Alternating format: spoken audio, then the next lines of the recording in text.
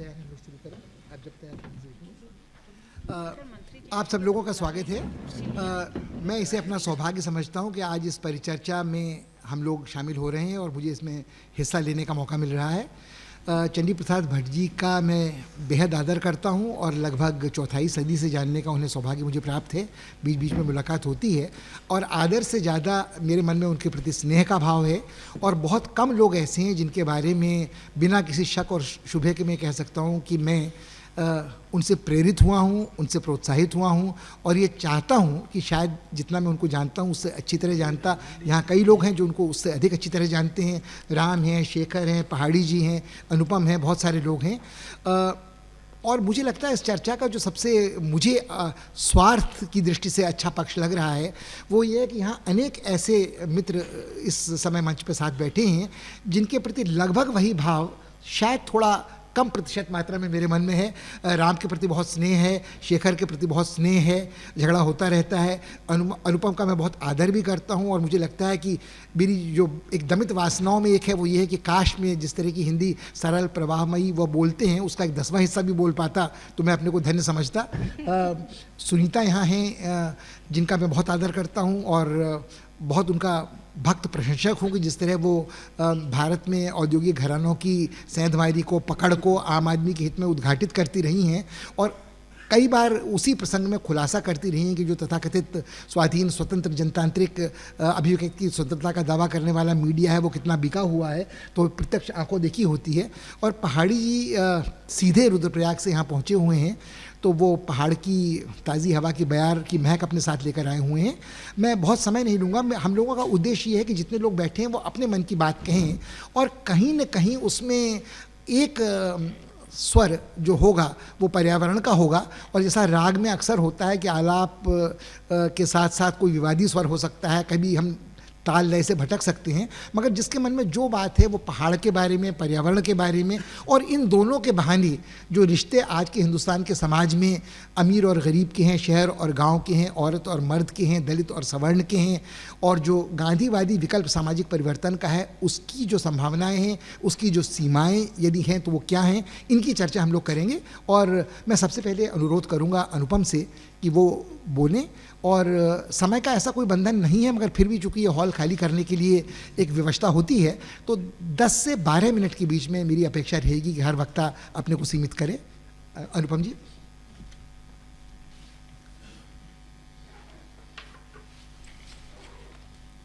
आप सबको प्रणाम। आज हम सब लोग एक दुर्लभ लेखक की पुस्तक के विमोचन के सिलसिले में इकट्ठे हुए हैं। दुर्लभ यानी भट्ट जी कोई लेखक नहीं है, इसलिए आज हमें लेखक के रूप में मिल रहे हैं, ये हमारा सौभाग्य है। इन्होंने तो जो कबीर का दोहा है, पोथी पढ़ पढ़ जग मुआ, पंडित भया न कोय, ढाई आखर प्रेम का पढ़े सो पंडित होए। इन्होंने 2.5 आखर के बदले 3 आखर लिखे। 3 आखर आप सब जानते हैं, चिपको 3 अक्षर हैं। इसको लिखा इसके बाद तो कोई किताब की ज़रूरत नहीं थी, कोई ग्रंथ की ज़रूरत नहीं थी और इससे इन्होंने ऐसा प्रेम का आंदोलन बढ़ाया कि हमारे यहाँ एक देश में एक शब्द और चलता है, उसकी तरफ आपका ध्यान खींचूंगा, शब्द ब्रह्म। एक शब्द अपने आप में इतना ताकतवर होता है कि उसके बाद उस पर कोई पोथी लिखने की ज़रूरत नहीं। तो चिपको जब इन्होंने पहली बार, उसकी तारीख वगैरह में जाने की ज़रूरत नहीं है, इन्होंने किसी कारण से उसका मुंह से उच्चारण किया तो बहुत कम लोगों को ये अंदाज़ होगा कि चिपको कभी करना नहीं पड़ा। पेड़ों से चिपकने का आंदोलन का नाम चिपको रखा भट्ट जी ने, लेकिन कभी इनके इलाके में किसी को चिपक के बचाना नहीं पड़ा। इससे आप याद कीजिए कि आज हम जो आंदोलन करते हैं उसमें कभी पदयात्रा करते हैं, कभी वाहन यात्रा करते हैं, कई तरह के काम करने पड़ते हैं और हमने अनशन भी देखे हैं, हमने धरने भी देखे, वो सब करने पड़ते हैं और कई बार वो सफल नहीं हो पाते। समाज की परिस्थितियाँ ऐसी हैं, हमारी गलती ना हो तो दूसरे के पक्ष की इतनी ताकत होती है कि वो उसको दबा ले जाता है। लेकिन चिपको न किए बिना आंदोलन सफलतापूर्वक चलाया इन्होंने। उसमें भी अगर आप देखेंगे तो तब ये 24 घंटे 7 दिन चलने वाले कोई चैनल नहीं थे, कोई अखबार नहीं था जो दिल्ली से इनके इलाके में चमोली में शायद 7वें दिन से पहले पहुंचता होगा। गलत तो नहीं सर? 5 दिन तो पक्के लगते थे। डाक से बस में चढ़ के जाता था दिल्ली से हरिद्वार, हरिद्वार से गोपेश्वर। कोई पत्रकार उस ऊंचाई पर जिंदा नहीं बचता था, वो नीचे के अल्टीट्यूड पर ही जिंदा रह सकता था। उस इलाके में कभी कोई पत्रकार नहीं गया जब इनका आंदोलन सबसे ज़्यादा चला। तो एक शब्द के माध्यम से जिन्होंने इतनी सुंदर किताब लिखी और एक ऐसा हथियार दिया जो केवल उत्तराखंड के जंगल बचा के ख़त्म हो गया, ऐसा नहीं। शायद मैं सोचता हूँ न्यूयॉर्क में चिपको शब्द चला, अमेरिका के किसी एक शहर में, न्यूयॉर्क या कहाँ, टाइम में छपा या स्पेन में छपा उसका कवर कि वहाँ पे कुछ पेड़ कट रहे हैं तो लोगों ने चिपको आंदोलन चलाया। एक शब्द इतनी दूर तक इन्होंने फैलाया, इसलिए हम इनको लेखक के रूप में आज देख रहे हैं। लेकिन इनका मुख्य लेखन जो हुआ वो धरती पर, लोगों के मन पर एक बड़ा काम करने का हुआ। और चिपको के माध्यम से जिस तरह से उन्होंने सरकार पे असर डाला। आज होता ही है कि हमारे बहुत सारे आंदोलन 24 घंटे खबरों में रहते हैं, लेकिन जिस लक्ष्य को लेके वो चले हैं उस लक्ष्य तक नहीं पहुंच पाते। जिस तक हम बात पहुंचाना चाहते हैं वही अनसुनी करता रहता है हमारी बात को। और सबको पता है, पूरी दुनिया को पता है कि मैं एक आंदोलन कर रहा हूँ, लेकिन जिसके खिलाफ कर रहा हूँ उसके तो कान पे जू भी नहीं रेंग रही। उसको हम ओपन लेटर भी लिख रहे हैं, गुप्त लेटर भी लिख रहे हैं, समझौते भी कर रहे हैं, लेकिन कुछ नहीं बिगड़ता उन चीज़ों का। भट्ट जी ने एक ऐसे समय में ये काम करके दिखाया। एक ऐसी किताब लिखी 3 अक्षर की। आज कितने अक्षर हैं एनबीटी की किताब में मुझे नहीं मालूम, गिनना पड़ेंगे, लेकिन 3 अक्षर की किताब लिखकर उन्होंने उस समय सरकार की नीतियां बदली। और समाज तो अपनी गति से चलता है, कहीं पेड़ कटते भी होंगे, आज कोई कहेगा कि नहीं भाई अभी भी जंगल कट रहे हैं, तो सारा काम भट्ट जी करें, ये भी हमारा निकम्मापन होगा कहना। किसी ने मुझसे 5 साल पहले पूछा कि आजकल भट्ट जी क्या कर रहे हैं, तो मैंने कहा सेनापति पूरे समय घोड़े पे बैठा नहीं रहता, लड़ता नहीं रहता, कभी पेड़ के नीचे उतर के सुस्ताता भी है। तो भट्ट जी शायद थोड़ा आराम कर रहे होंगे, उनको आराम भी करने दो। हर जगह मत बुलाओ कि पेड़ कट रहे हैं, आप आइए, आप हमारी रखवाली कीजिए। हम लोगों को भी तो कुछ काम करने हैं। ऐसे विलक्षण लेखक के बारे में आपको और वक्ताओं से सुनने मिलेगा, तो मैं अपना समय बचाकर इन लोगों को देना चाहता हूँ। धन्यवाद।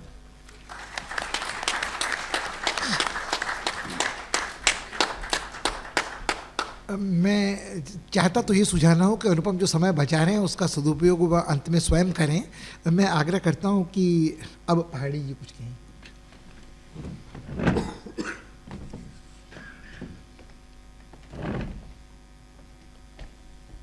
सब लोगों को नमस्कार। आज चंडी प्रसाद भट्ट जी की पुस्तक का यहाँ पर विमोचन हो रहा है और उसमें बहुत कुछ हम समझते हैं कि पूरे देश के विभिन्न हिस्सों में उन्होंने जो यात्रा की है, वहाँ के आम जन की क्या समस्याएं हैं, वहाँ की पारिस्थितिकी और पर्यावरण की क्या समस्याएं हैं और उनके क्या समाधान हो सकते हैं, ये सब उसमें है।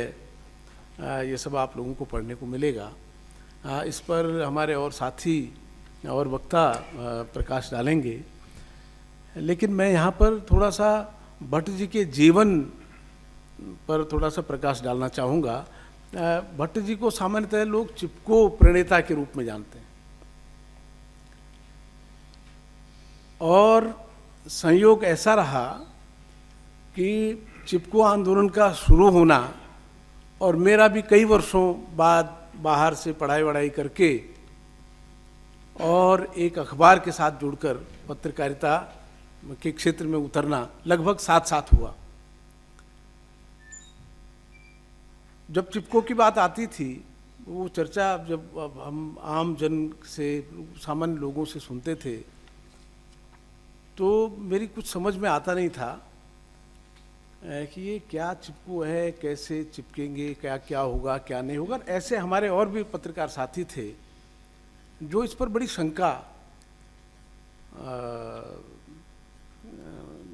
उठाते थे, बहुत सारे प्रश्न उठाते थे।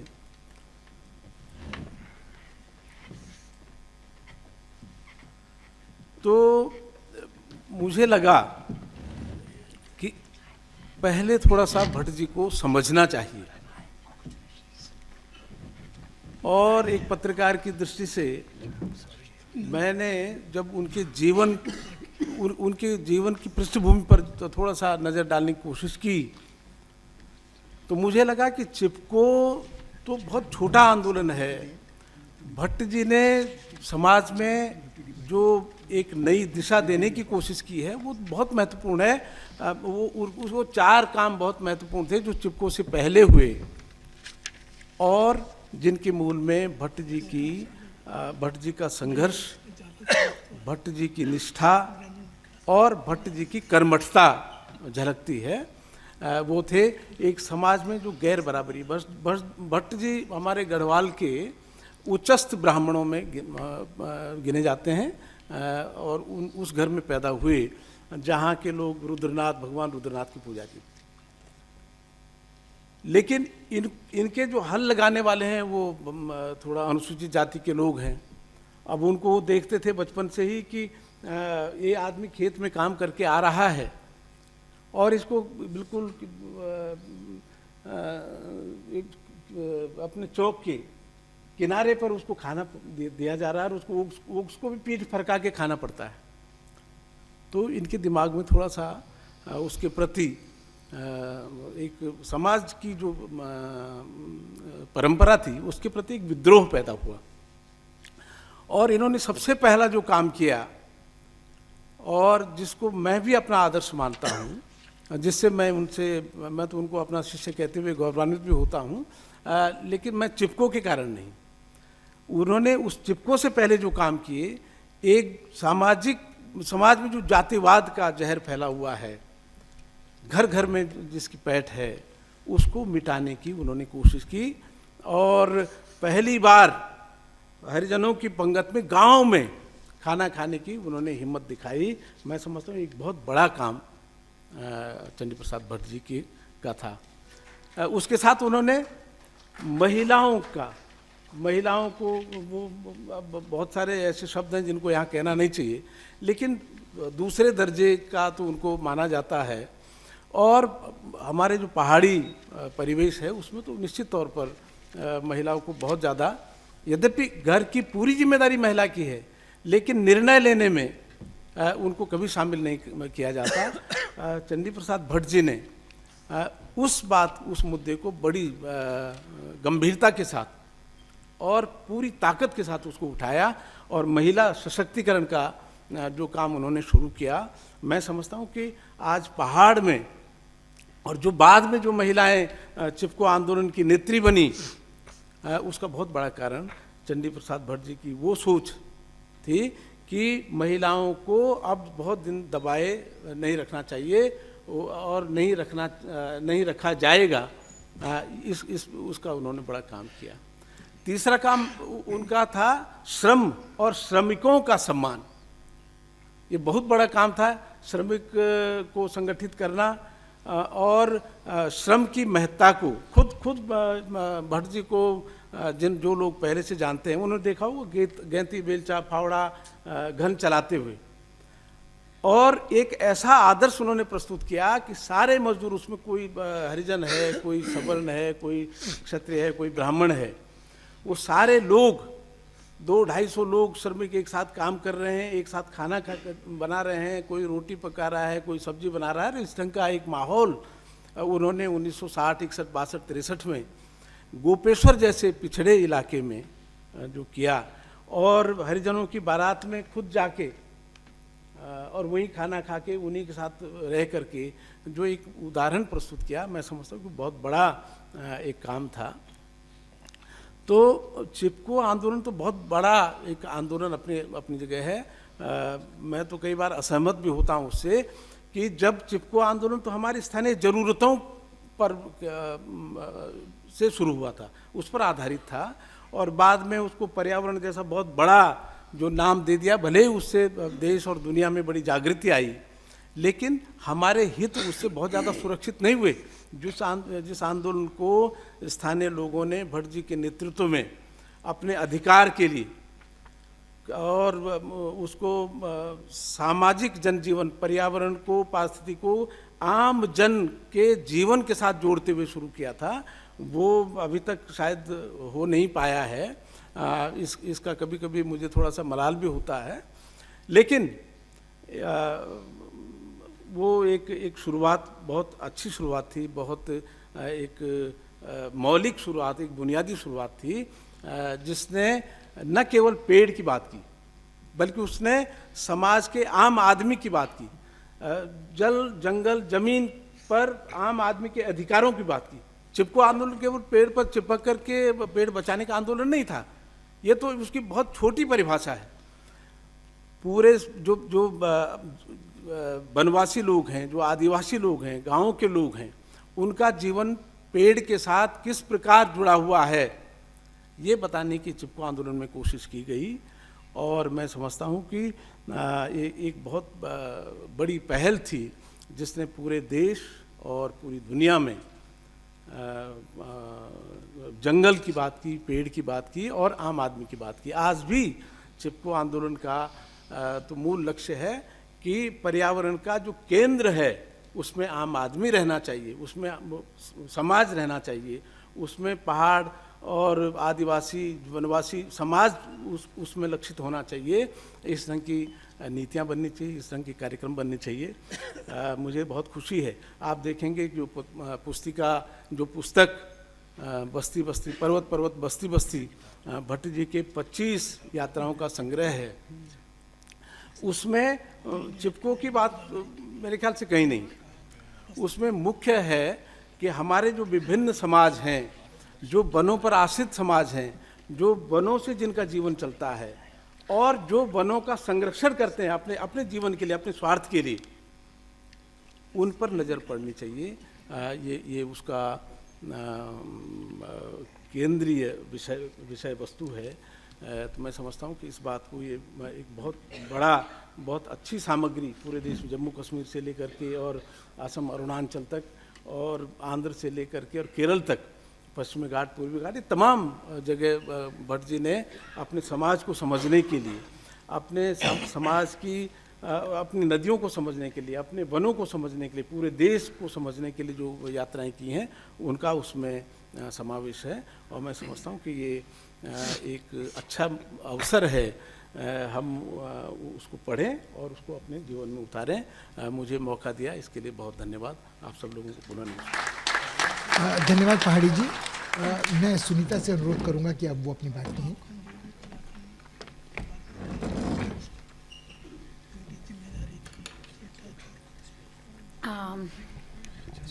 धन्यवाद पुष्पेश जी। जब शेखर ने मुझे आमंत्रित किया था तो भट्ट जी के लिए मेरे दिल में भी इतना ही आदर है, इतना ही सम्मान है, और मैं नहीं समझती कि हम में से कोई भी मना कर सकता है जो आज का मौका है उसको कि वो हम लोग आए नहीं। मैं भट्ट जी से बहुत साल पहले मिली, अनिल के साथ चमोली गई थी 80 के दशक में, और बहुत हद तक मैं बार बार यही कहती हूँ कि मेरी जो समझ आज की है पर्यावरण के बारे में, जो आज हम लोग सब बात करते हैं पेड़ों के बारे में, नदियों के बारे में, वो पर्यावरण है क्या, पर्यावरणवादी कौन होते हैं, वो मेरी समझ भट्ट जी से ही आई। और वहाँ के जो सारा परिवेश से आई कि वहाँ पर लोगों ने अपना पर्यावरण क्यों बचा के रखा। और वो 80 का दशक था, और मैं कुछ हद तक मैं अपनी बात सीमित रखूँगी आज के दशक के बारे में, क्योंकि मैं समझती हूँ कि जो भट्ट जी ने हमें सीख दी और जो चिपको से जो सीख मिली, वो आज 80 के दशक से भी ज़्यादा महत्वपूर्ण है। 80 के दशक में तो पेड़ों का सवाल था, कुछ हद तक हम सबको समझने की ज़रूरत थी कि पर्यावरण को बचा के क्यों रखना है। मगर आज के दशक में जो लड़ाइयाँ हो रही हैं पर्यावरण को बचाने के लिए, उसके अंदर जो चिपको की सीख है वो वापस लाने की बहुत ज़रूरत है। क्योंकि हम समझते हैं कि चिपको हो गया और वो कहीं ना कहीं गायब हो गया, मगर मेरी जो समझ चिपको से, जो मैंने सीख भटजी से ली, मैं तो आज के पॉस्को के आंदोलन में भी चिपको देखती हूँ, मैं नियमगिरी के आंदोलन में ही चिपको देखती हूँ, मैं निरमा के आंदोलन के अंदर भी चिपको देखती हूँ। क्योंकि आज की जो पर्यावरण की जो लड़ाई है वो लड़ाई है अपनी परिवेश को बचाने के लिए। और बार बार जब अनिल और भटजी से जो मुझे सीखने को मिला, मुझे यही मिला कि ये पर्यावरण का सवाल नहीं है, ये पेड़ों का सवाल नहीं है, ये राजनीति का सवाल है। कि ये सवाल है कि किस तरह से लोगों को अपने पर्यावरण के ऊपर हक मिलेगा। कि जो चिपको की औरतें थी वो ये नहीं कह रही थी कि हम पेड़ों को राखी बांध देंगे, उनका कभी मतलब ये नहीं था कि हम पेड़ों को काटेंगे नहीं। उनका पूरा मकसद था कि पेड़ों के ऊपर हमारा हक बनता है और अगर हमें हक मिलेगा तो हम जानते हैं कि हम किस तरह से पर्यावरण को बचा के रखेंगे। वो एक राजनीति का सवाल था, एक विकास का सवाल था कि किस तरह से विकास का ढांचा आगे बढ़ेगा। और मैं समझती हूँ कि आज की जो सारी लड़ाइयाँ हो रही हैं वो भी वही हो रही हैं। आज वही पॉस्को की लड़ाई है, वही नियमगिरी की लड़ाई है। लोग यही कह रहे हैं कि हम जानते हैं कि हमारा जो पर्यावरण है, हमारे जो जंगल हैं, हमारी जो ज़मीन है, हम गरीब जरूर हैं मगर बहुत अमीर भी हैं, क्योंकि हम अपने पर्यावरण को बचा के रख सकते हैं और उसको कितनी भी गरीब हो हम लोग आगे बढ़ा सकते हैं। और वही चीज़ मुझे लगता है आज हमें जो भटजी की सीख है उसको आज के ज़माने में वापस लाने की ज़रूरत है। क्योंकि आज का जो पर्यावरण का पूरा मुद्दा है वो पूरी तरह से बंट भी गया है। एक तरफ से है जिसको मैं अंग्रेजी में कहती हूँ मिडिल क्लास एनवायरमेंटलिज्म, जहाँ पर हमने सीख ली है विकसित देशों से कि पहले आप कूड़ा फेंकिए, पहले आप कूड़ा जमा करिए, पहले आप कूड़ा बनाइए, फिर उसके ऊपर खूब पैसा लगाइए उसको साफ करने के लिए। और उस पूरे मकसद यही हो जाता है कि आप कूड़ा बनाइए और उसको साफ करिए, बनाइए और उसको साफ करिए, और आपकी लड़ाई कभी खत्म नहीं होती क्योंकि आप बनाते रहते हैं, साफ करते रहते हैं, बनाते रहते हैं, साफ करते रहते हैं, पूरा उद्योग उस पे चलता है। मगर हमारा जो पर्यावरण का जो मुद्दा उठा था वो चिपको से उठा था, जिसकी मांग थी कि पर्यावरण को हम तभी संभाल पाएंगे जब हम पूरी तरह से विकास के ढांचे को बदलेंगे, जब लोगों को हक देंगे अपने पर्यावरण के ऊपर, जब लोगों को हम कहेंगे कि आप एक तरीके का नया, जैसे आप विकास चाहते हैं आप उसको बढ़ाइए। और मुझे लगता है कुछ हद तक हम वो भूल गए हैं। आज की जो दौड़ में जो मिडिल क्लास एनवायरमेंटलिज्म है वो प्लास्टिक को जरूर किसी तरह से, प्लास्टिक बैग को नहीं इस्तेमाल करेगा मगर लेज चिप्स उसी प्लास्टिक बैग में खाएगा। तो वो जो चिपको से सवाल निकला है उसको आप ये मत सोचिए कि भटजी ने वो आवाज़ उठाई थी 80 के दशक में, भटजी बूढ़े हो गए हैं, आवाज़ अब भूल जाइए। आप ये याद रखिए कि वो आवाज़ आज के ज़माने में और भी ज़रूरी है, वो समझ और भी ज़रूरी है। और मैं तो इतना ही कहूँगी कि मुझे ये लगता है कि मैं बहुत प्रिविलेज्ड हूँ कि मुझे भटजी से सीखने का मौका मिला, कि मैं आपके सामने ये बात रख भी सकती हूँ कि ये मेरी समझ है। और आप में से जो भी है, जो गया है, जो देख चुका है, जो समझ चुका है, ये बात प्लीज़ जितना रख सकें रखिए, क्योंकि वो सवाल कल का नहीं है, आज का है और कल का बहुत ज़रूरी होगा। बहुत बहुत धन्यवाद। धन्यवाद सुनीता। मैं चाहूँगा कि राम अब हमें संबोधित करें।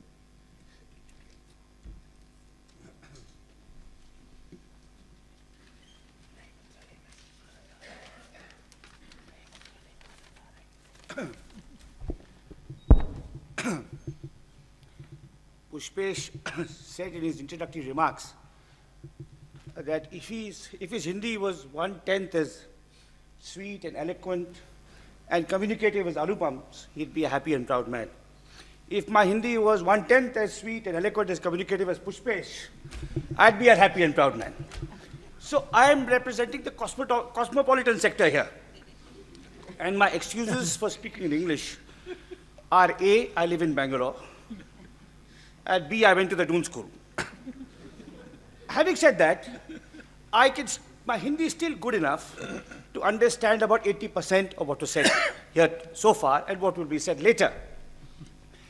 And it struck me while listening to the earlier presentations that not since the death of Ramchandra Gandhi has the India International Center been exposed to such a feast of Hindi eloquence. So that's one of the incidental byproducts of this evening's, so to say, meeting and discussion. Like Sunita, my acquaintance with Chandi Prasad ji goes back a very long time. Exactly 30 years ago, in the summer of 1981, I made what we may consider to be a secular pilgrimage to see Chandi Prasad ji. I have many memories which I won't share with you, except the last. Previous to this meeting, the last time I saw Chandi Prasad ji, he was playing with his grandson. And Anupam ji is right. We should allow him the privilege of playing with his grandson.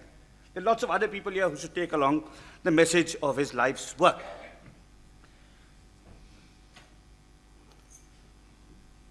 I mentioned that one of the joys, incidental joys of being here today is to hear such wonderful Hindi spoken in the presence of the Indian International Center.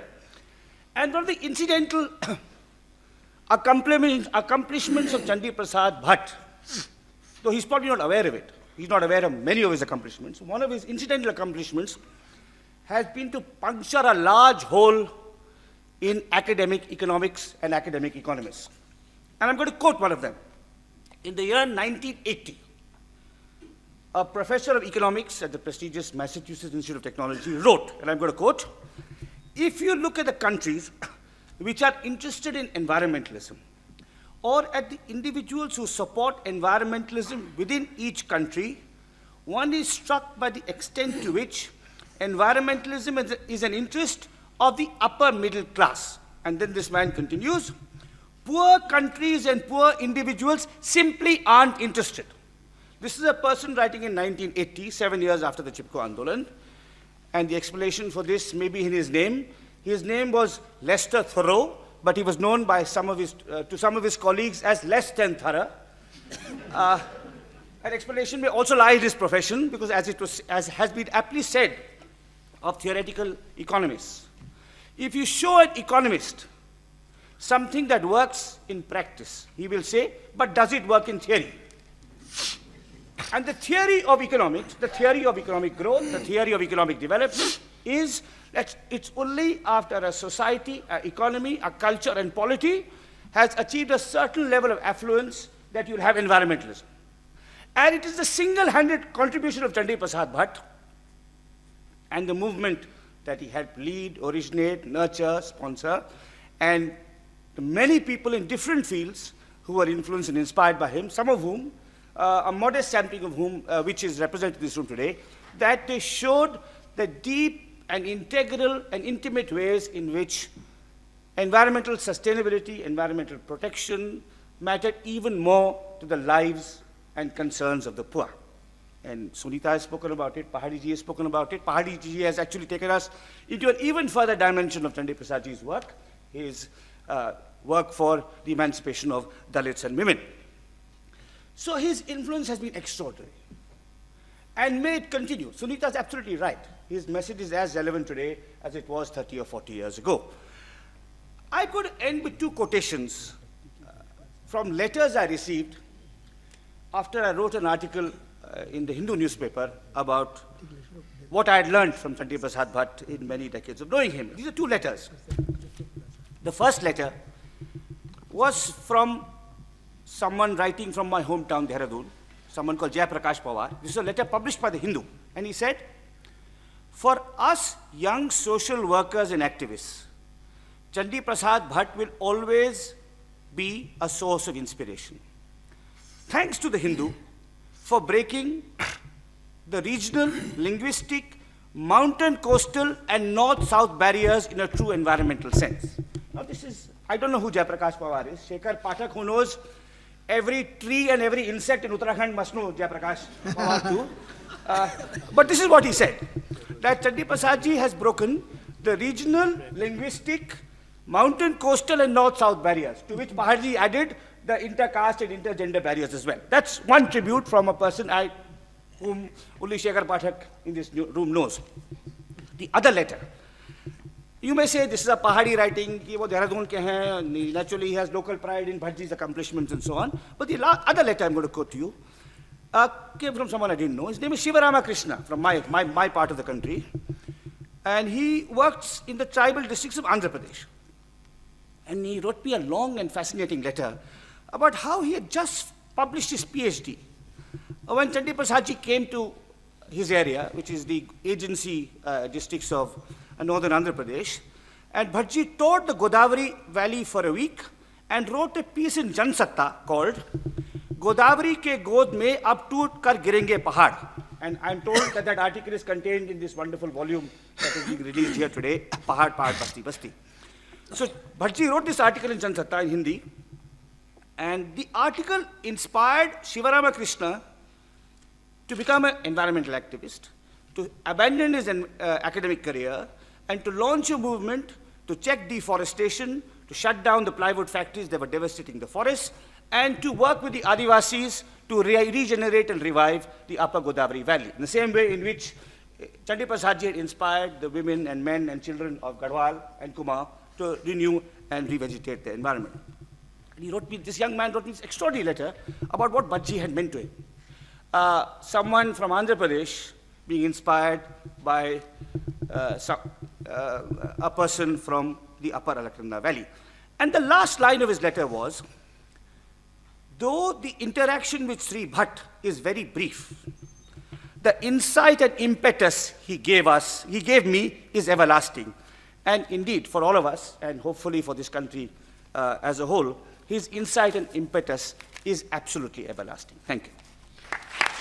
धन्यवाद जनाब।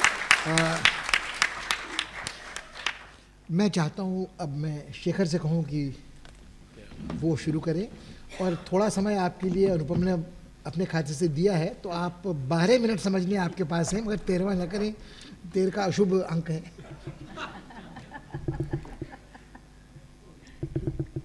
साथियों, दिल्ली में बहुत घबराहट होती है बोलने में। ये 1977 का साल रहा होगा, मेरे ख्याल में नवंबर का अंत या दिसंबर का पहला सप्ताह। हम लोग 2 दिन पहले ही वहाँ जेल से छूट के नैनीताल पहुँचे थे। चिपको आंदोलन अपने बहुत आक्रामक रूप में था। नैनीताल में नैनीताल क्लब की बिल्डिंग जल गई थी और चिपको आंदोलन पर ये आरोप लगाया गया था कि उन्होंने ये हिंसा की और आग लगाई। पूरे शहर में धारा 144 लगी हुई थी और पूरा नैनीताल क्लब जो है वो पीएसी ने, जो लखनऊ से बुलाई गई थी, उसने घेरा हुआ था।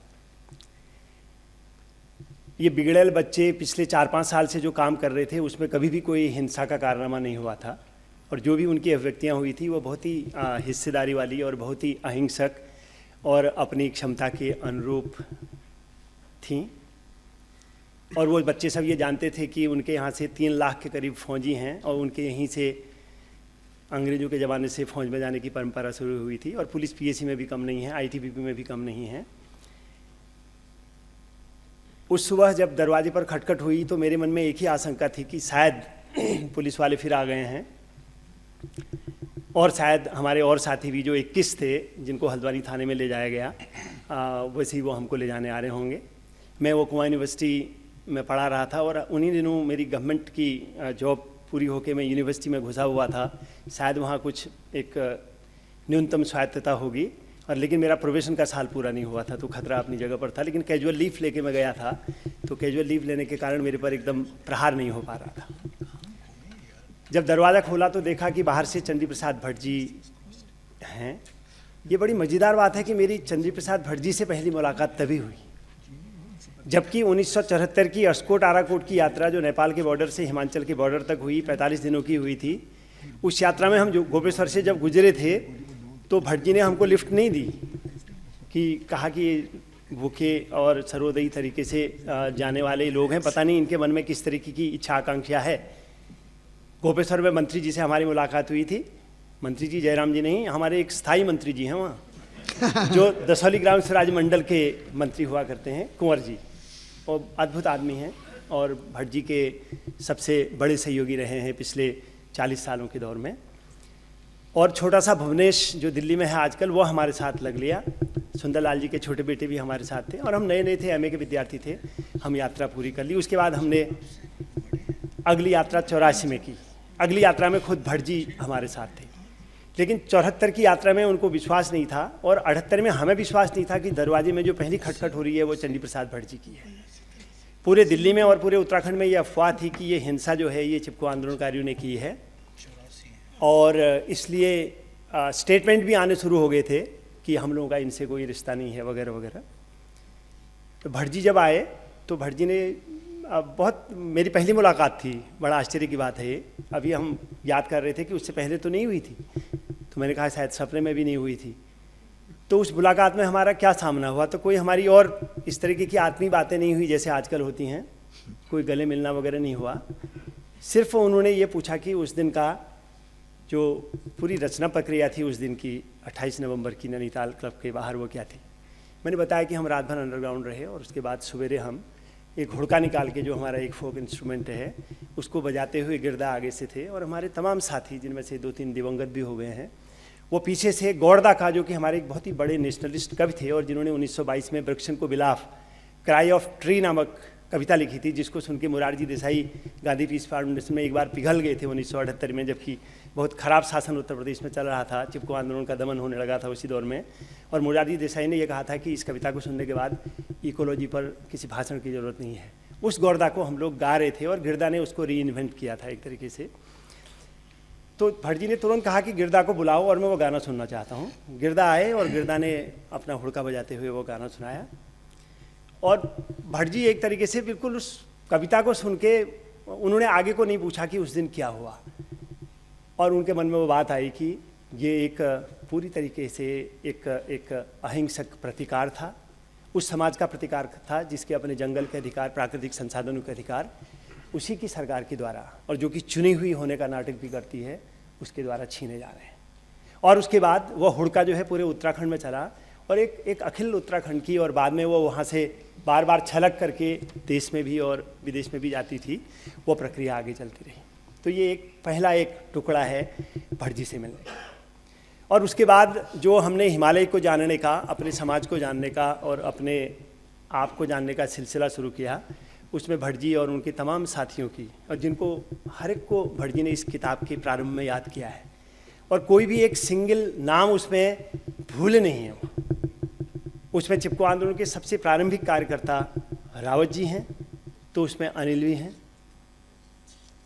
उसमें अगर गौरा देवी हैं तो उसमें आपके पिथौरागढ़ जिले का रहने वाला कोई दूसरा साथी भी है, उसमें घनश्याम सैलानी है, तो उसमें खष्टी दत्त जोशी भी हैं, उसमें अगर वहाँ के बिष्ट जी भी हैं तो उसमें हयात सिंह जी भी हैं। तो किसी एक व्यक्ति को भी उसका कम या ज़्यादा जो भी योगदान रहा हो उसको वो भूले नहीं हैं। तो फिर ये सिलसिला चला और हमारे लिए एक तरीके से चिपको आंदोलन का दौर और उत्तराखंड के जन आंदोलनों का दौर एक उस तरीके के एक सिलसिले की तरह रहा, जो हमारी एक पाठशाला थी, जिससे हमने अपने समाज को, अपने पर्यावरण को, उसके बकाया देश और बकाया व्यवस्था, बकाया दुनिया, और आज की जो जिस तरीके की जालिम दुनिया है, ग्लोबलाइजेशन की दुनिया है, उसको समझने में सबसे बड़ी मदद की। जो मदद हम लोग गुरनार मंडल से नहीं ले पाए, जो हम एक तरीके से स्मॉल इज ब्यूटीफुल लिखने वाले से नहीं ले पाए, और जो हम बहुत सारे उपनिषदों के कोटेशन भी हमारे गुरु कहा करते थे उनसे नहीं सीख पाए, वो हमने अपने इस सामाजिक आंदोलन से सीखा। और उसके बाद जब हम आगे चले, जो एक बड़ी बात हमने भट्ट जी से सीखी, वो ये सीखी कि हिमालय की शोभा एक एवरेस्ट से नहीं है, चाहे वो सर्वोच्च है। हिमालय की जो शोभा है, हिमालय की जो ताकत है, वो हजारों हजार शिखरों से, और ये बिंब वो बार बार आंदोलन के बारे में देते थे। तो किसी भी जन आंदोलन की सबसे बड़ी ताकत ये होती है कि उसमें कोई एवरेस्ट नहीं दिखना चाहिए, उसमें तमाम शिखर देखना चाहिए, जिसका समुच्चय उस आंदोलन का पूरा मिजाज बनाता है। और इस तरीके से आंदोलनों को देखने की भी एक दृष्टि हम लोगों को मिली। भट्ट जी से जो सबसे बड़ी बात हम लोगों को मिली, हिमालय पार के पर्यावरण को जानने का। और बहुत सारे सवाल जो सरकार से आते हैं, समझदार लोगों से आते हैं, उनको क्वेश्चन करने का, उनको चुनौती देने का जो मिजाज है वो भी हमने उनसे सीखा।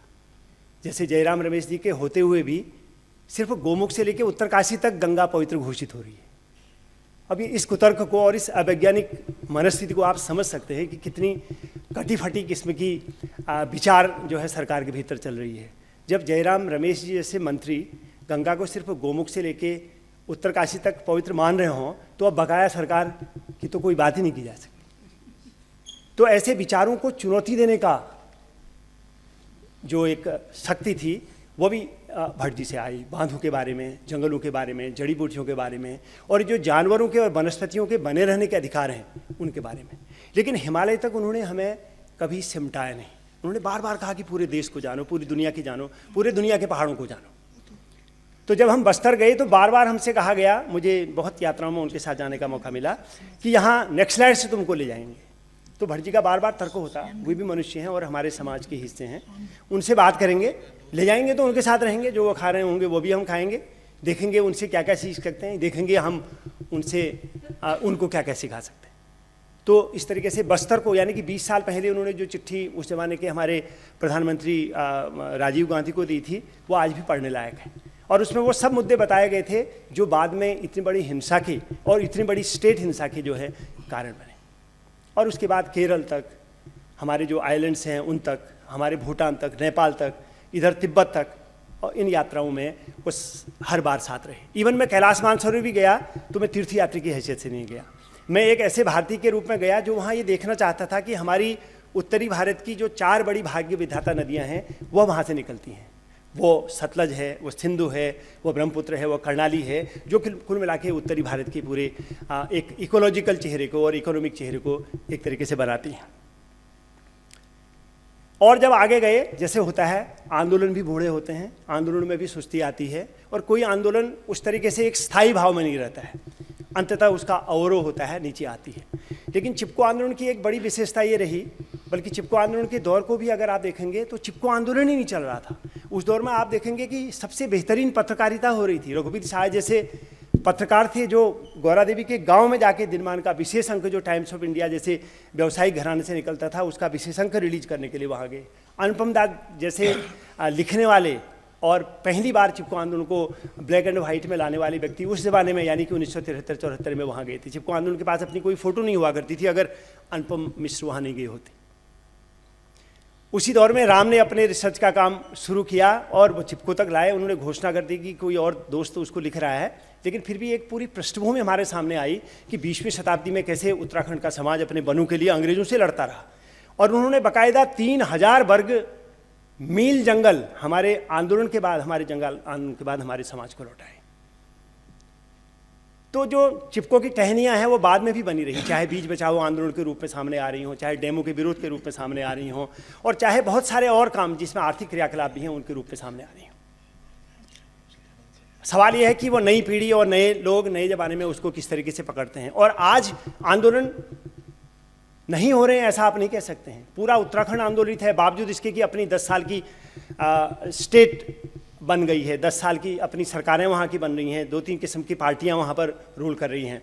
लेकिन जो सपने उन आंदोलनकारियों ने, उन लोगों ने देखे थे, वो सपने कहीं भी वहाँ पर नहीं हैं। और जो एक पूरे दुनिया के स्तर की जो एक प्राकृतिक संसाधनों की जो लूट की कहानी चल रही है, वह हमारे यहाँ भी पहुँची है। पूरी की पूरी नदियाँ गिर भी हैं, पूरे के पूरे इलाके जो हैं माइनिंग हो रहे हैं। देश का पर्यावरण मंत्री लिख रहा है, लेकिन प्रदेश का मुख्यमंत्री उसको मान नहीं रहा है, क्योंकि उनकी पार्टी का हर दूसरा व्यक्ति जो है किसी न किसी धंधे में लगा हुआ है। अभी काली नदी की तो चर्चा ही नहीं है, गौरी नदी की तो चर्चा ही नहीं है, क्योंकि कुछ दुर्भाग्य ऐसा है कि वहाँ वो वाले पंचप्रयाग और वो वाली पवित्रता नहीं है जो कैलाश वाला रास्ता है, और वहाँ भी उसी तरीके का काम हो रहा है। क्योंकि पूरे हिमालय में उत्तराखंड ही एक ऐसा इलाका बचा हुआ है कि जहाँ की ज़मीन बिक सकती है।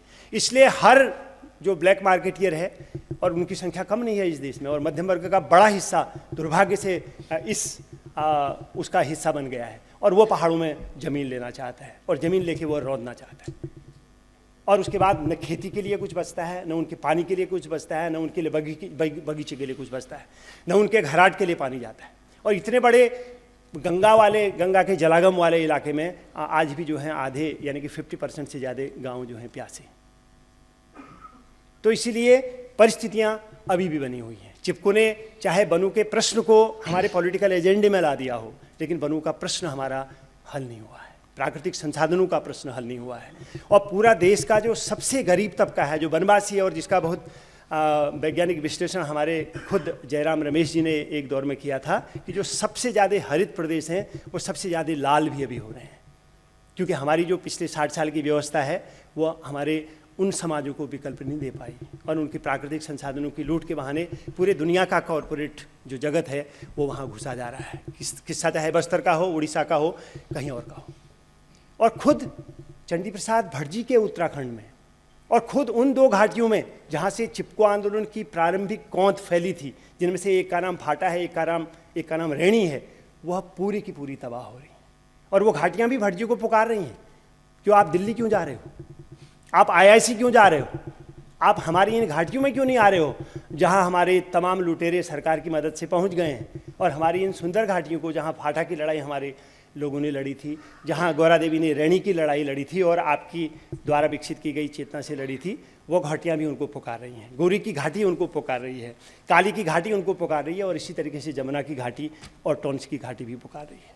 और ये पुकार सिर्फ उत्तराखंड से नहीं है, ये पुकार पूरे देश के उन अंचलों से है जहाँ सबसे बड़ा दमन भी हो रहा है, और जहाँ सबसे बड़ा प्राकृतिक संसाधनों का दोहन नहीं बल्कि लूट हो रही है। तो स्वाभाविक है कि अपने भट्ट जी से हमारा समाज, वो उत्तराखंड में हो, उत्तराखंड से बाहर हो, और आज भी इस तरीके की अपेक्षा करता है कि उन्हें फिर कहीं न कहीं अपनी हिस्सेदारी उन स्वरों में करनी है जो कभी कभी कोरस नहीं बन पा रहे हैं, जो कभी कभी एकालाप हो जा रहे हैं या ज़्यादा से ज़्यादा 2 गाना बन रहे हैं। और ऊपर से अगर कहीं से देख रहे होंगे अनिल अग्रवाल जैसे मित्र, या चिपको आंदोलन की गौरा देवी, और या बहुत सारे लोग जिनको ये समर्पित की गई है किताब, तो उनके मन में भी ये सवाल आ रहा होगा, हमारे ये बुजुर्ग साथी चुप जैसे क्यों लग रहे हैं। लेकिन उनको हम कभी कभी सपने में जवाब देते हैं कि वो चुप नहीं हैं, वो अपने तरीके से बोल रहे हैं, और समाज को और ज़्यादा अपने तरीके से बोलना होगा। और शायद यही चिपको की परंपरा को जिंदा रखना होगा, और यही शायद चिपको को रीइन्वेंट करना होगा। धन्यवाद। धन्यवाद शेखर। अब मैं आमंत्रित करूंगा जयराम को कि वो हम लोगों को संबोधित करें, और वो यहाँ सिर्फ इसलिए नहीं है कि वो पूर्व पर्यावरण मंत्री हैं। जो लोग जयराम को जानते हैं उनकी दिलचस्पी और सरोकार आम भारतीय राजनेता से बहुत फ़र्क है। हम आशा करते हैं कि आज भी वो हमें निराश नहीं करेंगे, भले पर्यावरण उनकी जिम्मेदारी आज नहीं बचा है औपचारिक सरकारी रूप से। चंडी प्रसाद जी और दोस्तों, मैं भी बेंगलोर वासी हूँ, पर दुर्भाग्य से डून स्कूल नहीं गया हूँ तो मैं हिंदी में बोलने का प्रयास ज़रूर करूँगा। करीब 1.5 महीने पहले राम गुहा ने मुझे एक ईमेल भेजा था कि क्या आप शाम को आ सकते हैं। 19 जुलाई के शाम शेखर पाठक जी का निमंत्रण है और चंडी प्रसाद जी के बारे में कोई एक समारोह का आयोजन किया गया है। तो मैंने उनको जवाब दिया मैं ज़रूर आऊँगा, परंतु अगर मंत्रिमंडल में फेरबदल होगा तो क्या होगा, क्या निमंत्रण रहेगा कि नहीं तो राम गुहा ने कहा नहीं, आपको व्यक्तिगत तौर से बुलाया जा रहा है, मंत्रालय की ओर से नहीं। तो मुझे खुशी है कि आज मुझे ये मौका मिला है।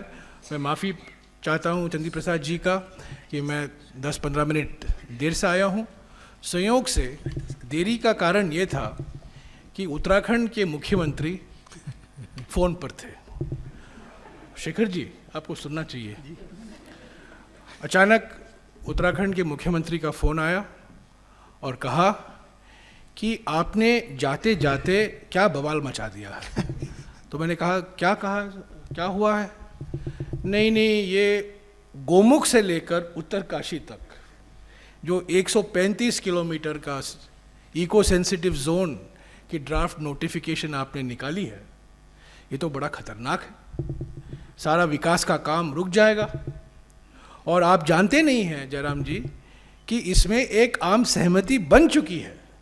कांग्रेस और बीजेपी दोनों मिलकर विधानसभा ने एक प्रस्ताव प्रेरित किया है कि हम ये हरगिज़ होने नहीं देंगे। तो 10 मिनट के लिए उन्होंने मुझे समझाया। तो मैंने कहा, निशंक जी, आपको जानना चाहिए कि अभी मैं पर्यावरण मंत्री नहीं हूँ, नोटिफिकेशन निकल चुका है, हालांकि ड्राफ्ट नोटिफिकेशन है, इस पर 2 महीने का समय है आपको, आपके सरकार को, आप जवाब दे सकते हैं नए मंत्री को, और वो तय करेगी कि क्या ये नोटिफिकेशन एक अंतिम रूप दिया जाएगा और उसका गेजेट भी होगा कि नहीं।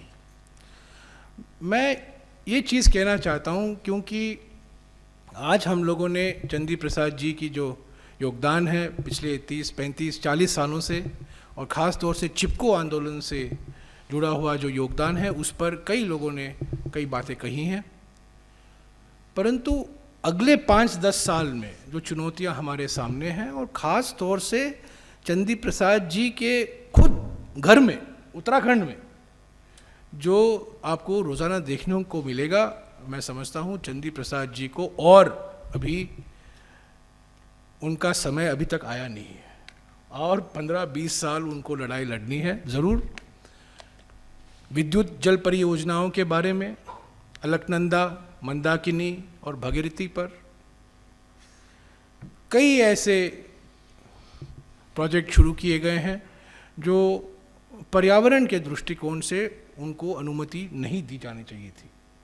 मिसाल के तौर से भागीरथी पर लोहारी नागपाला प्रोजेक्ट है 600 मेगावाट का, 2000 करोड़ रुपया खर्च हो चुका है, करीब 50% काम ख़त्म भी हो चुका है सरकारी कंपनी एनटीपीसी के माध्यम से। परंतु सरकार ने निर्णय लिया, और उसमें सुनीता जी का भी योगदान था, चंदी प्रसाद जी भी इसमें भी शामिल थे, और हम लोगों ने इस प्रोजेक्ट को रोका। पर एक प्रोजेक्ट से रोकने से काम ख़त्म नहीं हुआ है। अलकनंदा पर, भागीरथी पर जैसे कि मैंने कहा, और मंदाकिनी पर करीब 70 ऐसे जल विद्युत परियोजनाएं हैं जिसका क्यूमुलेटिव पर्यावरण पर क्या असर होगा कि हम अभी तक अनुमान भी नहीं लगा सकते हैं। मैंने जाते जाते आईआईटी रुड़की को ये काम सौंपा था कि आप हमें बताइए कि हम लोग एक एक प्रोजेक्ट लेकर पर्यावरण पर असर देखते हैं, परंतु हमने कभी ये नहीं पूछा है कि अगर 70 प्रोजेक्ट आए तो उसका क्या सामूहिक असर होगा अलकनंदा, भागीरथी, मंदाकिनी जैसे नदियों में। तो आईआईटी रुड़की ने ये रिपोर्ट पिछले कुछ 3-4 हफ्ते पहले जो सौंपा था, और एक महत्वपूर्ण सिफारिश जो इस रिपोर्ट में थी, जो मैंने स्वीकार किया था, और मुझे पूरा उम्मीद है ये सरकार इसको आगे ले चलेगी, कि हर एक प्रोजेक्ट में अविरल धारा को हमें भूलना नहीं चाहिए, क्योंकि हमें नदी में हम पानी देखना चाहते हैं, टनल नहीं देखना चाहते हैं। अगर हम इस पर हस्तक्षेप अभी नहीं करेंगे तो एक समय आएगा जब उत्तराखंड के नदियों में आपको सिर्फ टनल ही टनल दिखाई देंगे, पानी नहीं दिखाई देगा। तो विष्णुगढ़ पीपल कोटी एक प्रोजेक्ट है, शेखर जी जानते हैं, इस पर बहुत बहस हुआ है, और 7 साल पहले पर्यावरण मंत्रालय ने उसको एनवायरमेंटल क्लियरेंस दिया था, और एनवायरमेंटल क्लियरेंस के तहत एक शर्त रखी थी कि मिनिमम एनवायरमेंटल फ्लो 3 क्यूमेक होना चाहिए। आप लोग समझेंगे नहीं 3 क्यूमेक क्या होता है, तो मैं बता दूं आपको। अगर आप नदी में जाएं तो 3 क्यूमेक यहाँ तक पानी आएगा, यहाँ तक। आईआईटी रुड़की की सिफारिश थी कि ये 3 क्यूमेक सही नहीं है, 15 क्यूमेक होना चाहिए। 15 क्यूमेक माने पानी यहाँ तक होना चाहिए। जब आप नदी में अंदर जाते हैं तो आपको ये महसूस होना चाहिए कि पानी यहाँ तक आ रहा है। तो ये पर्यावरण क्लियरेंस को हमने वापस इसकी समीक्षा की, और विष्णुगढ़ पीपल कोटी प्रोजेक्ट को अभी शर्त दी गई है कि 15 क्यूमेक होनी चाहिए। एक और प्रोजेक्ट है जो चंदी प्रसाद जी को मैंने एक रात को फ़ोन किया था कि मुझे एक नई सिर दर्द खड़ी हो गई है मेरे सामने। तो उन्होंने कहा क्या हो गया? तो मैंने कहा सिर दर्द का नाम है उमा भारती। वो तो अनशन पर बैठी हुई है और वो कह रही है कि श्रीनगर प्रोजेक्ट को अब ये रद्द करो। धारी देवी मंदिर है, ऐतिहासिक और सांस्कृतिक मंदिर है, और ये डूब जाएगा। तो इस पर भी मैंने चंदी प्रसाद जी से बात करके वहाँ एक समीक्षा की टीम भेजी थी, उस पर रोक रखा गया है और कहा गया है कि धारी देवी मंदिर पर जब तक एक पूरा रेस्टोरेशन और रिहैबिलिटेशन प्लान नहीं बनेगा, और ये सरकारी तौर से नहीं, इंटैक और सिविल सोसाइटी के संस्थाओं के द्वारा बनाई जाएगी, तब तक हम इसको आगे नहीं जाने देंगे। तो मैं ये सिर्फ 2 ही उदाहरण दे रहा हूँ, ऐसे तो कई उदाहरण हैं, 70 ऐसे प्रोजेक्ट हैं सिर्फ उत्तराखंड में, जो आज अगर हम इसको सही तौर से नहीं देखें तो मैं समझता हूँ इनका असर कई सालों तक एक नकारात्मक ढंग से हमें देखने को मिलेगा। अवैध खनन की बात आती है, निगमानंद जी तो उपवास में थे, अनशन में थे। मैं खुद हरिद्वार गया था, उनको फ्रूट जूस पिलाया था। 4 दिन बाद उन्होंने फिर फास्ट शुरू कर दी, और आप तो जानते हैं निगमानंद जी की देहांत भी हो गए। अभी उत्तराखंड की सरकार सीबीआई इंक्वायरी चाहती है, परंतु जैसे कि शेखर जी ने भी कहा है, ये इलीगल माइनिंग बहुत बड़ी समस्या है, बहुत बड़ी समस्या है। और मैं बता नहीं सकता हूँ कि कहाँ से दबाव आते हैं, कहाँ से दबाव आते हैं। इसमें कोई राजनीतिक रंग नहीं है, सब लोग इसमें जुड़े हुए हैं, शामिल हुए हैं, परंतु ये भी एक बड़ी चुनौती है। ये जिस ढंग से हमारे जंगल काटे जा रहे हैं हिमालय राज्यों में, उत्तराखंड, जम्मू और कश्मीर, हिमाचल प्रदेश, आपको देखने को मिल रहा है, और ख़ास तौर से अपर कैचमेंट एरिया में जिस मात्रा में डिफॉरेस्टेशन हो रहा है, वो सबको देखने को मिल रहा है। तो आज जैसा कि सुनीता जी ने कहा, चिपको आंदोलन तो इतिहास में है, पर आज वो चिपको आंदोलन की जो जोश थी, चिपको आंदोलन जो मार्गदर्शन दिखाया था, वो आज भी ज़रूरी है, और भी ज़रूरी है, मैं कहूँगा और भी ज़रूरी है, और न केवल उत्तराखंड में बल्कि अलग अलग राज्यों में भी। मैं चंदी प्रसाद जी को कई सालों से जानता हूँ। संयोग से मेरा इनका परिचय अनिल अग्रवाल जी से हुआ था। 1980 में हम लोग 3 नौजवान, अनिल अग्रवाल, मैं और अशोक खोसला, 3 नौजवान हिंदुस्तान वापस आए, और अनिल जी तो पत्रकार बन गए। सुनीता से पहले मैं अनिल अग्रवाल को जानता हूँ। अशोक खोसला भी अपनी एनजीओ चलाई, मैं सरकार में चला गया, परंतु मुझे आज भी याद है कि अनिल अग्रवाल जी ने मुझसे कहा कि हेडलाइन सुंदरलाल बहुगुणा जी का होगा, पर काम चंदी प्रसाद जी का होगा, भूलो मत चंदी प्रसाद जी को। तो पहली बार उन्होंने मुझे कहा, मैं नहीं जानता था, क्योंकि बात सुंदरलाल बहुगुणा जी की हो रही थी उस दिन लवराज कुमार जी के घर में। Ram, you will be interested to know this was in the presence of your cousin Dharma Kumar and her husband Lavraj Kumar। और उसी दिन अनिल अग्रवाल ने कहा कि जब चिपको का इतिहास लिखा जाएगा, और आपने खुद लिखा है, आप और माधव गाडगिल ने, जब चिपको का असली इतिहास लिखा जाएगा, चंदी प्रसाद जी का योगदान उसमें बिल्कुल साफ होगा। और मुझे बहुत खुशी है कि एक बिल्कुल अंतिम निर्णय जो मैं पिछले मंत्रालय में मैंने लिया, कि गौरा देवी के नाम पर हमारे मंत्रालय ने एक नया पुरस्कार स्थापित किया है। हमारे मंत्रालय में अमृता देवी के नाम पर एक पुरस्कार हुआ करता था।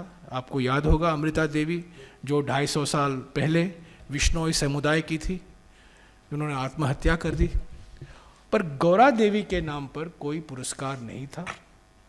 और मैंने ये निर्णय तय किया था और सुनीता जी से मैंने बात की थी, चंदी प्रसाद जी भी उस दिन शामिल थे, और गौरा देवी के नाम पर एक पुरस्कार हमने स्थापित किया है, जो हर साल उस महिला को दिया जाएगा जो पर्यावरण की अभियान में एक नेतृत्व दिखा रही हैं।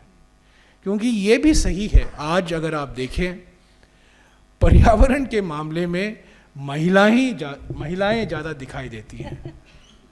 मैं आज की महिला की नहीं बात कर रहा हूँ, परंतु अगर आप कहीं भी देखें, सब जो पर्यावरण से जुड़े हुए अभियान हैं, उड़ीसा में, गुजरात में, महाराष्ट्र में, उत्तराखंड में, उत्तर पूर्वी राज्यों में, अरुणाचल प्रदेश में, ये सब ज़्यादातर महिलाएं इसमें शामिल हैं और नेतृत्व महिलाएं दे रही हैं। तो बिल्कुल सही है कि गौरा देवी के नाम पर ये पुरस्कार हो। तो एक बार फिर मैं चंदी प्रसाद जी को शुक्रिया अदा करता हूँ कि उन्होंने मुझे ये मौका दिया, और ये मौका मुझे मिला पर्वत पर्वत बस्ती बस्ती पढ़ने का भी। पर्वत पर्वत बस्ती बस्ती बिल्कुल एक भारत दर्शन की कहानी है। कहाँ कहाँ चंदी प्रसाद जी घूमे हैं, मुझे पता नहीं था कि वो आदिलाबाद और खम्मम और वरंगल जैसे नक्सलवादी इलाकों में भी गए हैं। उनका काम लोग आज भी वहाँ याद करते हैं। और सारा अरुणाचल से लेकर केरल तक, कश्मीर, गुजरात, सभी जगह, अंडमान पर एक चैप्टर है उसमें, अंडमान और निकोबार आइलैंड्स पर इन्होंने क्या किया है। तो अगर आप लोग पढ़े नहीं हैं, मैं ज़रूर कहूँगा कि पर्वत पर्वत बस्ती बस्ती पढ़ना अनिवार्य है, क्योंकि आपको पूरा चंदी प्रसाद जी के बारे में नहीं बल्कि हिंदुस्तान के बारे में आपकी जानकारी और भी बढ़ेगी। बहुत बहुत धन्यवाद। धन्यवाद जयराम।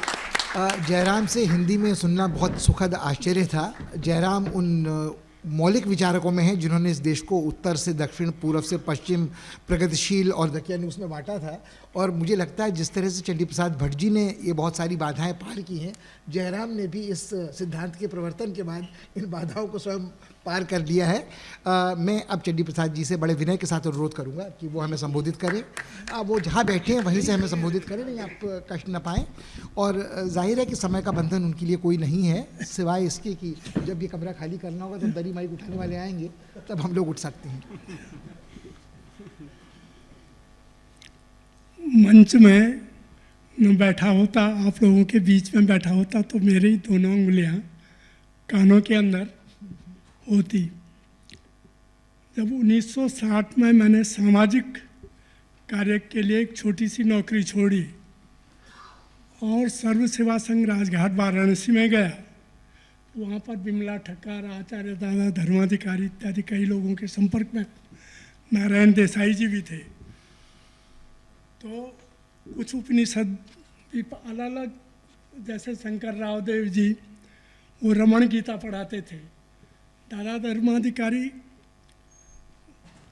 विश्वनाथ जी के दर्शन और गंगा के दर्शन करते हुए गली गली से जाते थे, तो वो भी अपने ढंग से सर्वोदय दर्शन के बारे में निर्मला देश पांडे जी थी और बिमला ठक्कर जी थी। लेकिन उसी दौर में एक शब्द किसी उपनिषद या कहीं से मेरे उसमें पढ़ा कि आत्मश्लाघ्या या आत्म प्रशंसा, वो सुवर विष्टा, ये शब्द भी वहाँ पर वो हुआ। और जब मैं गांव में भी अभी भी, क्योंकि कई लोगों को मालूम है कि चिपको आंदोलन, लेकिन उसका जो दूसरा रचनात्मक स्वरूप है वो आज भी चल रहा है।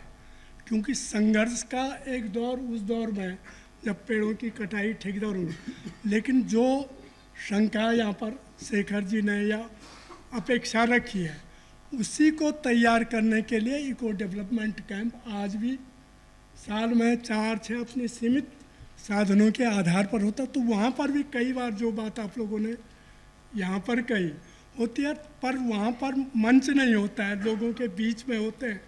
और मैं कान इस प्रकार से रख लेता हूँ, यदि कोई बहन कहती है और वो पहले हमारे बारे में भी कि भाई जी के कारण ये सो, तो कोशिश करता हूँ कि वो, तो जैसे यहाँ पर्वत बस्ती के बारे में शेखर जी से ने कहा कि नेशनल बुक ट्रस्ट वाले उसका विमोचन करना चाहते हैं और आप 5-6 नाम बताइए। तो मैंने सहज रूप से, जैसे मेरे बाएं तरफ से बैठे हैं यहाँ पर डॉक्टर राम गुहा जी, उनका नाम इसलिए जैसे मैंने अभी ये बात आई, उन्होंने स्वयं कहा कि मैं 1981 से, लेकिन आपके साथ का सब, क्योंकि जब चिपको आंदोलन चला था और आपके पिताजी FRI के एक बहुत वरिष्ठ वैज्ञानिक थे, और चिपको आंदोलन में बहुगुणा जी ने एक कमेटी, उनके चिपको आंदोलन के दबाव के कारण कई कमेटियां बनी। एक मुख्य कमेटी तो डॉक्टर वीरेंद्र कुमार जी जो दिल्ली कॉलेज में पढ़ाते थे उनकी अध्यक्षता में, लेकिन एक कमेटी उनकी अध्यक्षता में भी बनी। और जब ये वहाँ आए कि मैं शोध कर रहा हूँ, मैं उनका लड़का हूँ, नहीं तो हम शोध और ये पत्रकारों से बचना चाहते थे, लेकिन उस रिश्ते के कारण मुझे जखमार करके इनसे खुलना पड़ा, लेकिन कई बातें फिर भी प्रकट रूप से नहीं आई। दूसरा यहाँ पर अनुपम जी हैं, क्योंकि मैं इसलिए कह रहा हूँ कि इन लोगों के द्वारा जो आत्मश्लाघ्या, आत्म प्रशंसा की बात, तो इतना तो है नहीं, ये ज़रूर है कि अंग्रेजी में जैसे आपने कहा वो तो मेरे लिए अंधेरा है, वो तो बहुत अच्छा, लेकिन अनुपम जी जो कि 1972 में आपका इनका सहजीवन और समरण का प्रयोग, जिसमें इन्होंने कहा कि एक ऐसा आंदोलन खड़ा होने वाला है जिसको ठेकेदारों की, सरकार की फुवारे भी शांत नहीं कर सकेंगे हैं, और वो दमकल है, वो नहीं का। और वास्तव में 6 महीने बाद, तब तक चिपको शब्द नहीं था, पर उन्होंने हमारी पीड़ा को, धड़कन को, और हम इस स्थिति में थे कि हम अपने मुद्दों को, जो वन और वनवासियों, हमारे नदियों, क्योंकि 1970 में अलकनंदा में बाढ़ आई थी, उसके कारण जो त्राही वहाँ हुआ था, लोगों के जो परंपरागत हक थे, तो वो सारी व्यथा कथा उनसे कही, और उन्होंने तो उससे स्पष्ट हमको एक ये बात वो हुआ कि हमारे मुद्दे पूरे देश के सामने, इसलिए पत्रकारिता के क्षेत्र, तो आज उनके मुँह से मैं सुनना नहीं चाहता था, मैं यदि कान रखता तो शायद आप लोग कहते कि न जाने क्या हुआ है। आपको तो हम पर्दे पर देखते हैं, कई बार ये लगता है कि हम एक तरफ से जो सोचते हैं वो एक एकेडमिशियन भी कह रहा है तो हमको बल मिलता है। जैसे मैंने बताया कि चिपको आंदोलन में डॉक्टर वीरेंद्र कुमार जी से संपर्क हुआ, और उसके बाद 1974 में ही अगस्त में स्वामीनाथन जी ने पीठ थपथपाई, वो सरकार में भी थे वैज्ञानिक, तब तक शायद आम लोगों को इस प्रकार की जानकारी नहीं थी, तो वो एकेडमिशियन, एक वैज्ञानिक भी हैं, एकेडमिशियन भी है पर्दे में, तो ये लगता है कि जो न केवल भारत के बारे में बल्कि पूरे अंतर्राष्ट्रीय स्तर पर, तो आज उनकी उपस्थिति से भी जयराम रमेश जी ने तो एक, हम तो मानते थे उसी समय से, जैसे परिचय की बात मेरे पे, जब फॉरेस्ट कमीशन में था तो हैदराबाद में दूर से ही कोई कहने लगे आप इनको पहचानते हैं, मैंने कहा मैं तो पहचानता हूँ, उनकी कृपा है कि वो, तो उसी समय से हमको लगता था जैसे अनिल इत्यादि कि लाइन से हट करके एक भीड़ में दिखने वाले व्यक्ति हैं, और वो अभी तक हम देख रहे हैं। और मुझे अच्छी बात ये लगी कि आपने वो जो खम्मम इत्यादि, उसमें कुछ संस्तुतियाँ भी, मैंने किताब में केवल अनुभवी नहीं बल्कि ये भी लिखा कि सरकारों को, लोगों को ये करना चाहिए अंत में हर यात्रा का। तो और मैंने 2 दिन पहले आपका जो ये सुना था कि विकास कार्य इन नक्सल प्रभावित इलाकों में होना चाहिए, तो उस सब को सुन करके, पढ़ करके भी बहुत प्रसन्नता हुई। शेखर जी तो एक आत्ममतव्यय के एक दूसरे के हम लोग जुड़े हुए हैं, जिन्होंने उत्तराखंड को एक बार नहीं कई बार नापा है। और इसके अलावा नापने के अलावा ये जो आंदोलन इत्यादि की कहानी तो आपने सुनाई 1974-75 से ही, और इनके सामने भी फिर वही आत्मश्लाघा ये कहेंगे कि हमारी आत्मश्लाघा वो कर रहे हैं। पहाड़ी जी हैं जो कि एक तरफ से पत्रकार के अलावा ये दोनों व्यक्ति एक्टिविस्ट भी हैं।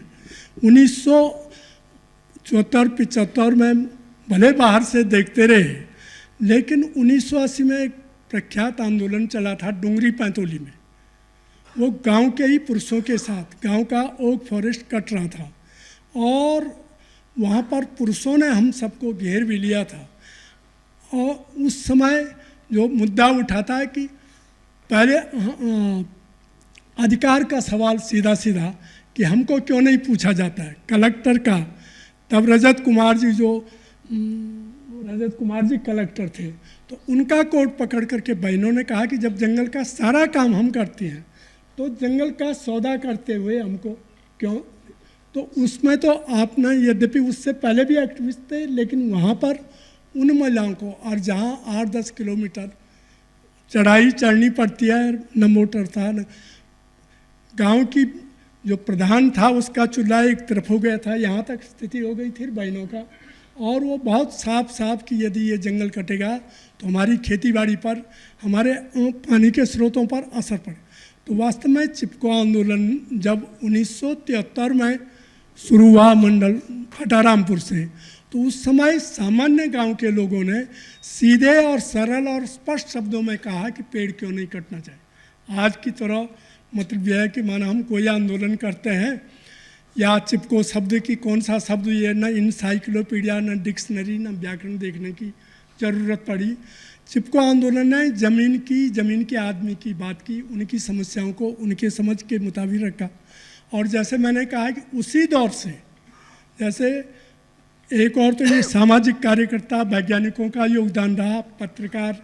मैंने आपसे कहा कि अनुपम जी तो 72-73 में आ गए थे, 81 में, पर स्वर्गीय अनिल अग्रवाल 1974-75 में स्वयं रैणी पहुंच गए थे, और सुनीता जी भी शुरुआती दौर था, एक बार नहीं 2-2, 3-3 बार। और जो इको डेवलपमेंट कैंप जो आज भी चल रहे हैं 5-5, 6-6, अनिल को तो ज़रा श्वासा का भी वो था, और रुक करके, पर सुनीता भी वो ब्यमरू एक गांव है उसके आधे रास्ते थे। अनुपम तो कई बार और कई टोलियों को लेकर के गए ही, लेकिन अनिल का नाम मैं इसलिए कि सारे यज्ञ में उनका एक महत्वपूर्ण योगदान है।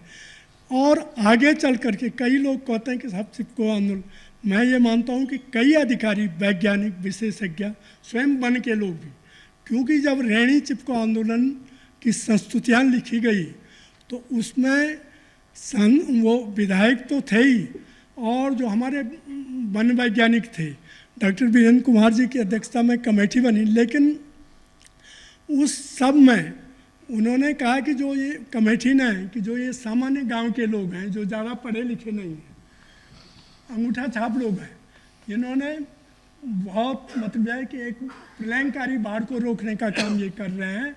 और उन्होंने 10 वर्ष तक के लिए उस पूरे इलाके में 1975 से, उसके बाद पूरे उत्तराखंड में, और वो चिपको आंदोलन का, तो इस प्रकार से एक शुरुआत हुई। तो जैसे मैंने बताया कि एक और संघर्ष, दूसरी और रचना, माने पेड़ लगाने का कार्यक्रम भी हमने 1976 में जोशीमठ पूरा धंस रहा था। जब आप बद्रीनाथ जाते हैं अतिवृष्टि हुई, और एक तरफ तो चिपको आंदोलन जैसे रैणी में स्टैंड था, दूसरी ओर वो नंगे वृक्षविहीन इलाके, और जहाँ धंसाव हो रहा था कुमाऊं और गढ़वाल माने गोपेश्वर डिग्री कॉलेज के 150 लड़कों के साथ 45 दिन तक जंगल में ही शिविर लगाया।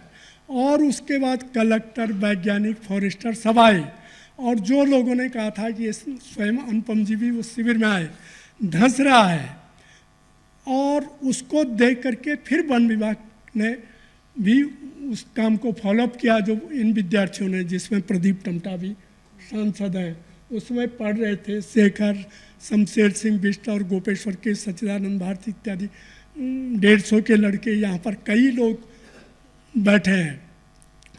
तो इस प्रकार से जो आज भी चल रहा है, तो सुनीता जी, जैसे मैंने कहा कि इन सब की उपस्थिति में पहाड़ी जी तो हैं ही, ज़्यादा मैं और इससे भी अलावा यहाँ पर कई चेहरे मुझे ये दिख रहे हैं, चाहे वो जोशीमठ के उसमें हो, चाहे जैसे चिपको आंदोलन जब रैणी चला, रैणी में गौरा देवी और महिला मंगल दल ने 26 मार्च को आंदोलन किया, लेकिन 24 मार्च को गोपेश्वर से 60 लड़के जोशीमठ में उस आंदोलन के लिए वो हो गए। उससे उन बहनों का मनोबल बढ़ा कि गोपेश्वर डिग्री कॉलेज के लड़के हमारे साथ हैं, तो कोई भी सरकार लॉ एंड ऑर्डर के नाम से हमारा दमन नहीं कर सकते हैं। तो इस प्रकार से उसकी शुरुआत, और आज भी वो किसी न किसी, और न केवल वन और धरती के लिए, जैसे जंगल और आदमी, जंगल और पानी, जंगल और ज़मीन के लिए ही नहीं, बल्कि कई अन्य जैसे स्वास्थ्य के लिए, शिक्षा के लिए, इन पर्यावरण संवर्धन शिविरों में जो चर्चा होती है वो आज भी सतत जारी है। और उनका मनोवैज्ञानिक रूप से, जैसे मैंने कहा कि ज़मीन के आदमी की बात और उनकी समस्याओं को उनके समझ के मुताबिक, आज ये होता है कि हम ऊपर से वो करते, समस्या उनकी है, कैसे हम उनको वो करें, तो ये हमारा प्रयास रहा। लेकिन जब भी मुझे समय मिला, पहले तो उत्तराखंड की काली, गौरी, धौली, अलकनंदा, पिंडर और भागीरथी, टोंस तक की, वो तो चिपको से पहले ही कई नदियों की यात्रा कर चुके थे ग्राम स्वराज्य के लिए, सर्वोदय आंदोलन के लिए। लंबाई में भी और चौड़ाई में भी हमने देखने का प्रयास किया। एक प्रतिकार के अंकुर मैंने 1973-74 में ही, उसमें प्रोफेसर पांथे जी को तो जानकारी होगी, आपने तो महानी प्रसाद जी मिश्र आदि कई लोगों का स्नेह इस आंदोलन के माध्यम से हम लोगों को मिला, चाहे वो मिश्र जी हो, चाहे बादशाहन जी हो, जिन्होंने मुझे पेड़ के लिए कविताएं उस ज़माने में, क्योंकि हम तो बहुत संकोची रहते थे, उनको पता चला कि ये चिपको वाले हैं, तो उन्होंने एक नहीं 4-5 कविताएं भी पेड़ के प्रति। तो ये मौका जब मुझे पता चला, तो जैसे मैंने बताया कि यहाँ पर कई पत्रकार मित्र हैं जिन्होंने हमारा समय समय पर उसके बाद भी उत्साहवर्धन किया और इस आंदोलन के साथ जुड़े रहे। तो जब शेखर जी ने कहा कि भाई राम गुहा जी ऐसा ऐसा चाह रहे हैं, लेकिन उन्होंने ये नहीं बताया कि तुम्हारी आत्मश्लाघ्या और आत्म प्रशंसा होगी, नहीं तो मैं बीमारी का कुछ न कुछ बहाना करके यहाँ शायद न आता, आप लोग वो करते, क्योंकि ये आदत नहीं है। पहले से हमने आंदोलन में हम कहते थे कि लोग दिखें, हम न दिखें, क्योंकि यदि लोगों का कार्यक्रम होगा तो वो अंत तक रहेगा। हमारा कार्यक्रम यदि मैं और हम होगा तो वो टिकाऊ नहीं होगा। तो ये हमारी पद्धति रही। लेकिन जब भी इस आंदोलन के दौरान अभी बद्रीनाथ या दूसरे तीसरे कई कार्यक्रम, कई आंदोलन, चिपको तो एक केंद्र बिंदु में आज सबके उस पर हुए विश्वव्यापी समस्या है पेड़ों की, पर्यावरण की, इसलिए ध्यान। लेकिन वहाँ पर हमने तो जो यात्री जाते हैं बद्रीनाथ, उनके प्रति भी अन्याय हुआ, तो पहाड़ी जी और मैंने तो उसके खिलाफ भी वो किया। और वहाँ के जो ट्रांसपोर्टर हैं वो कहने यार इससे तुम्हारे ऊपर क्या प्रभाव पड़ा, वो तो केरल का यात्री आता है, मद्रास का यात्री आता है, इसको हमको लूटने में तुम्हें क्या हुआ है। हमको घसीटा जा रहा था बद्रीनाथ में, क्योंकि बलराजपुरी जो उन्होंने हमारा ध्यान आकर्षित किया जम्मू वालों ने, उन्होंने कहा भट्ट जी हम अपने ही देश में विदेशी हो रहे हैं, क्योंकि ये ट्रांसपोर्टर उनसे ज़्यादा किराया लेते थे और हमसे कम किराया। इसी प्रकार कई और मुद्दे। एक बार तो हमने लखनऊ में ये चिपको से पहले ही 6 घंटे तक ट्रेन रोकी, उसके आगे लेटे नहीं, हम नारे लगाते रहे विनोबा जी वाले कि हमारा मंत्र जय जगत इत्यादि, और वो आगे ट्रेन बढ़ नहीं पाई, 1 किलोमीटर गई फिर वापस आई। तो वो आत्मिक बल वाली बात, और वो एक आदमी का नहीं, हम 22 लोग थे, समूह का वो था। और चिपको आंदोलन में भी जो प्रयास किया लोगों के पुरुषार्थ को, उनकी समस्या को उनके समझ, लेकिन जब भी समय मिला देश के अलग अलग क्षेत्रों में जिस भी निमित्त कहीं किसी ने गोष्ठी में बुलाया तो मैं 3 दिन 5 दिन का समय और लगा लेता था और उसको समझने के लिए। कई बार यह है कि हिमालय में ऐसा हो रहा है तो गंगा के मैदानी भाग में कैसा। तो हमने सारनाथ से बनारस, गाजीपुर, बलिया, छपरा होते हुए पटना तक पैदल यात्रा की और पहली बार दियारा का सिस्टम कि किस प्रकार गंगा जो है अपने किनारे को बदलती रहती है। अभी 2008 में आपने सुना होगा कि कोसी ने अपना कोर्स चेंज कर दिया था 35 किलोमीटर। तो वहाँ भी गए, समझ भी बनाई कि कोसी कहाँ से निकलती है। पंचकोशियाँ वो सारे हिमालय से, भले वो भारत का हिमालय न हो क्योंकि प्रकृति किसी राजनीतिक बाउंड्री को, तो वहाँ से जो सिल्ट आ रही है उसके कारण जो नेपाल और हमारे बिहार के बॉर्डर पर वो सिल्ट से भर गया था और दूसरी ओर टूटा और उसके कारण 8 जिले और लाखों लोग। तो वहाँ भी यात्रा करने का कुछ मित्रों के उससे। इसी प्रकार जो गोदावरी की बात मैंने तो कहा, मैं तो ये मानता हूँ कि सर्वे गंगा समुद्र का, क्योंकि अभी आपने ध्यान आकर्षित किया गंगा कि कोई भी नदी जो है जो समुद्र में जाती है, हमारे ही इन ग्रंथों में लिखा वो गंगा है और हर आदमी के लिए चाहे वो नर्मदा हो कुछ वो उसके लिए वही गंगा है।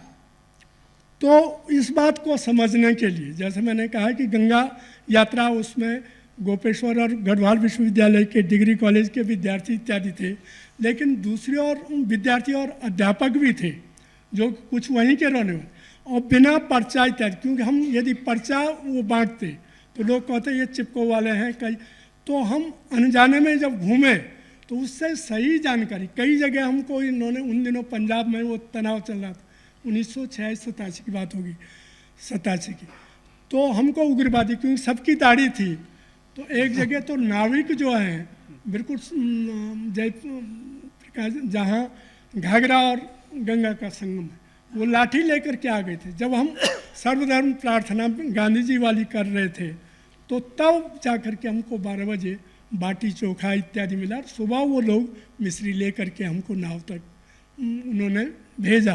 तो इन यात्राओं से जैसे वो मैंने कहा कि गंगा का जो दियारा है उसको समझने का, और गोदावरी में मैं तो यही कि सर्वे गंगा समुद्र का राजमुंद्री से ऊपर को आया तो वहाँ के जिलाधिकारी जैसे शास्त्री जी थे तो उनको पता चला कि एक चिपको वाला या सर्वोदय वाला, उन्होंने कहा आप यहाँ का आप तो जो एजेंसी एरिया है उसमें यात्रा कीजिए क्योंकि इसकी कई सहायक धाराएँ जैसे पामलेरू इत्यादि हैं वहाँ। मुझे ये पता नहीं था तब तक कि ये पीपुल्स वार ग्रुप वाला इलाका है और मैं सहज रूप से गया और पहली बार देखा कि जैसे जंगली आम है वो लोग चूसते हैं वहाँ के कोंडा रेडी इत्यादि, हाँ, और उसकी हड्डी को पीस करके आम की गुठली को पीस करके उसको उबाल करके उसी में जंगली इमली कटहल इत्यादि। लेकिन इधर रम्बा चौड़वरम में जो प्लाईवुड का कारखाना है उसके लिए ये जंगली आम इत्यादि काटे जा रहे थे। जंगल भी क्योंकि वहाँ वो लोग कहते थे कि ना NTR वाले आते हैं, ना कांग्रेस वाले, ना पुलिस वाले, ना पटवारी आता है और ना जंगलात वाले, और ठेकेदार शायद उनको भी कुछ देते होंगे और वो पूरा। और उसके कारण हमारा ये था कि पामलेरू इतनी बौखलाई 1987 की बाढ़ जो गोदावरी नासिक से उद्गमित होती है और फिर राजमुंद्री के पास समुद्र में समाहित होती, लेकिन उसके आसपास जो छोटी छोटी नदियां हैं हमने अलग अलग उन बेचारे जो आदिवासी खाली लंगोटी पहने हुए और उनका आम इमली इत्यादि, लेकिन उनकी समृद्ध संस्कृति जैसे वो झूम को पोडू कहते हैं उस इलाके में, यह भी समझ बनी कि वो करे एक जगह हल्ला हो रहा था पति पत्नी और उसके बाद आग लगाई गई। तो मेरे साथ जो दुभाषिया था मैंने कहा क्या करें, उन्होंने कहा कि पाम लीरू 4 लीरू ऐसा कुछ कि हे सांपो है चिड़ियाओ है कीटे शतकोटि जीवलारो तुम यहाँ से भाग जाओ, हम अपने पेट के लिए यहाँ झूम करेंगे आग लगा रहे। तो ये समुन्नत मतलब यह कि न केवल हिमालय में तो जो समृद्ध संस्कृति माना हम कहते थे कि नंदा देवी से पहले पुष्प तोड़ना वर्जित है, ये सो या ज़्यादा बुग्यालों में जो अल्पाइन मीडो है, ज़्यादा ऊंची आवाज़ लगाना वर्जित है, क्योंकि मस्क डियर, मुनाल और इसके अलावा ग्लेशियर के इलाके में भी, क्योंकि उससे कंपन होता हुआ उन पुराने लोगों को ये सारा मालूम होगा कि ये आदमी जो है इस पर राजा का आदेश नहीं चलेगा, लेकिन धर्म के साथ जोड़ेंगे तो इसको ये इसका पालन कर। तो इसी प्रकार वहाँ पर तो देखा। फिर 1990 में जो समुद्री तूफान आया, वहाँ पर शिवराम कृष्ण जिसका आपने उनका मुझे तार आया कि भट्ट जी यहाँ पहाड़ी इलाके में, मैदानी इलाके में, क्योंकि तब तक उपग्रह के द्वारा पूरा समुद्र के इलाके में तो पहले वार्निंग सिस्टम के कारण लोग ऊपर है, लेकिन पहाड़ी इलाके में बहुत नुकसान। मैंने कहा समुद्री तूफान और पहाड़ी इलाके में क्या हो, तो मुझे तार बहुत देर बाद मिला, 17 दिन बाद में गया वहाँ, और शिवराम कृष्णन इत्यादि उन सब के साथ पूरा जो कोरापुट से लगा हुआ, जहाँ ये अपर सिलेरू, लोअर सिलेरू इत्यादि ये सारे इलाके, और उस सब को देखा कि जहाँ जहाँ जंगलों का नाश हुआ है वहाँ भूस्खलन हुआ, लोग मारे गए।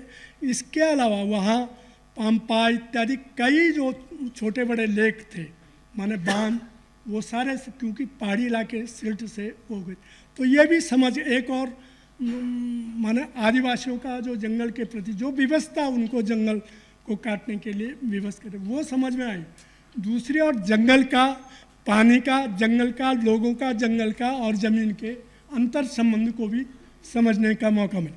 शेखर जी, पहाड़ी जी, इन सब के साथ जैसे पश्चिमी हिमालय में इंदस की श्योक, जो इस किताब में ये श्योक का है, जो हमारा खारदुंगला पास है 18,300 फीट से पल्ले पार, और सियाचिन के आसपास, वहाँ भी पता चला कि किस प्रकार से वार्निंग सिस्टम 1932 में विकसित हो गया था। वहाँ लेक बन गई थी और ये एक लंबा वो है। तो श्योक हुआ, सिंधु हुई, फिर सतलज की यात्रा भी की, और अपने देश के अरुणाचल प्रदेश में भी 2-3 बार ये, और इसके साथ यही नहीं बल्कि जैसे 1962 में जो चीन की तरफ से हमला हुआ, तो उसमें जैसे ही हमें पता चला, जैसे अरुणाचल में ये बम डिला से आगे की, तो उसको भी समझने और श्रद्धांजलि अर्पित करने के लिए भी गए, क्योंकि उस समय हमारे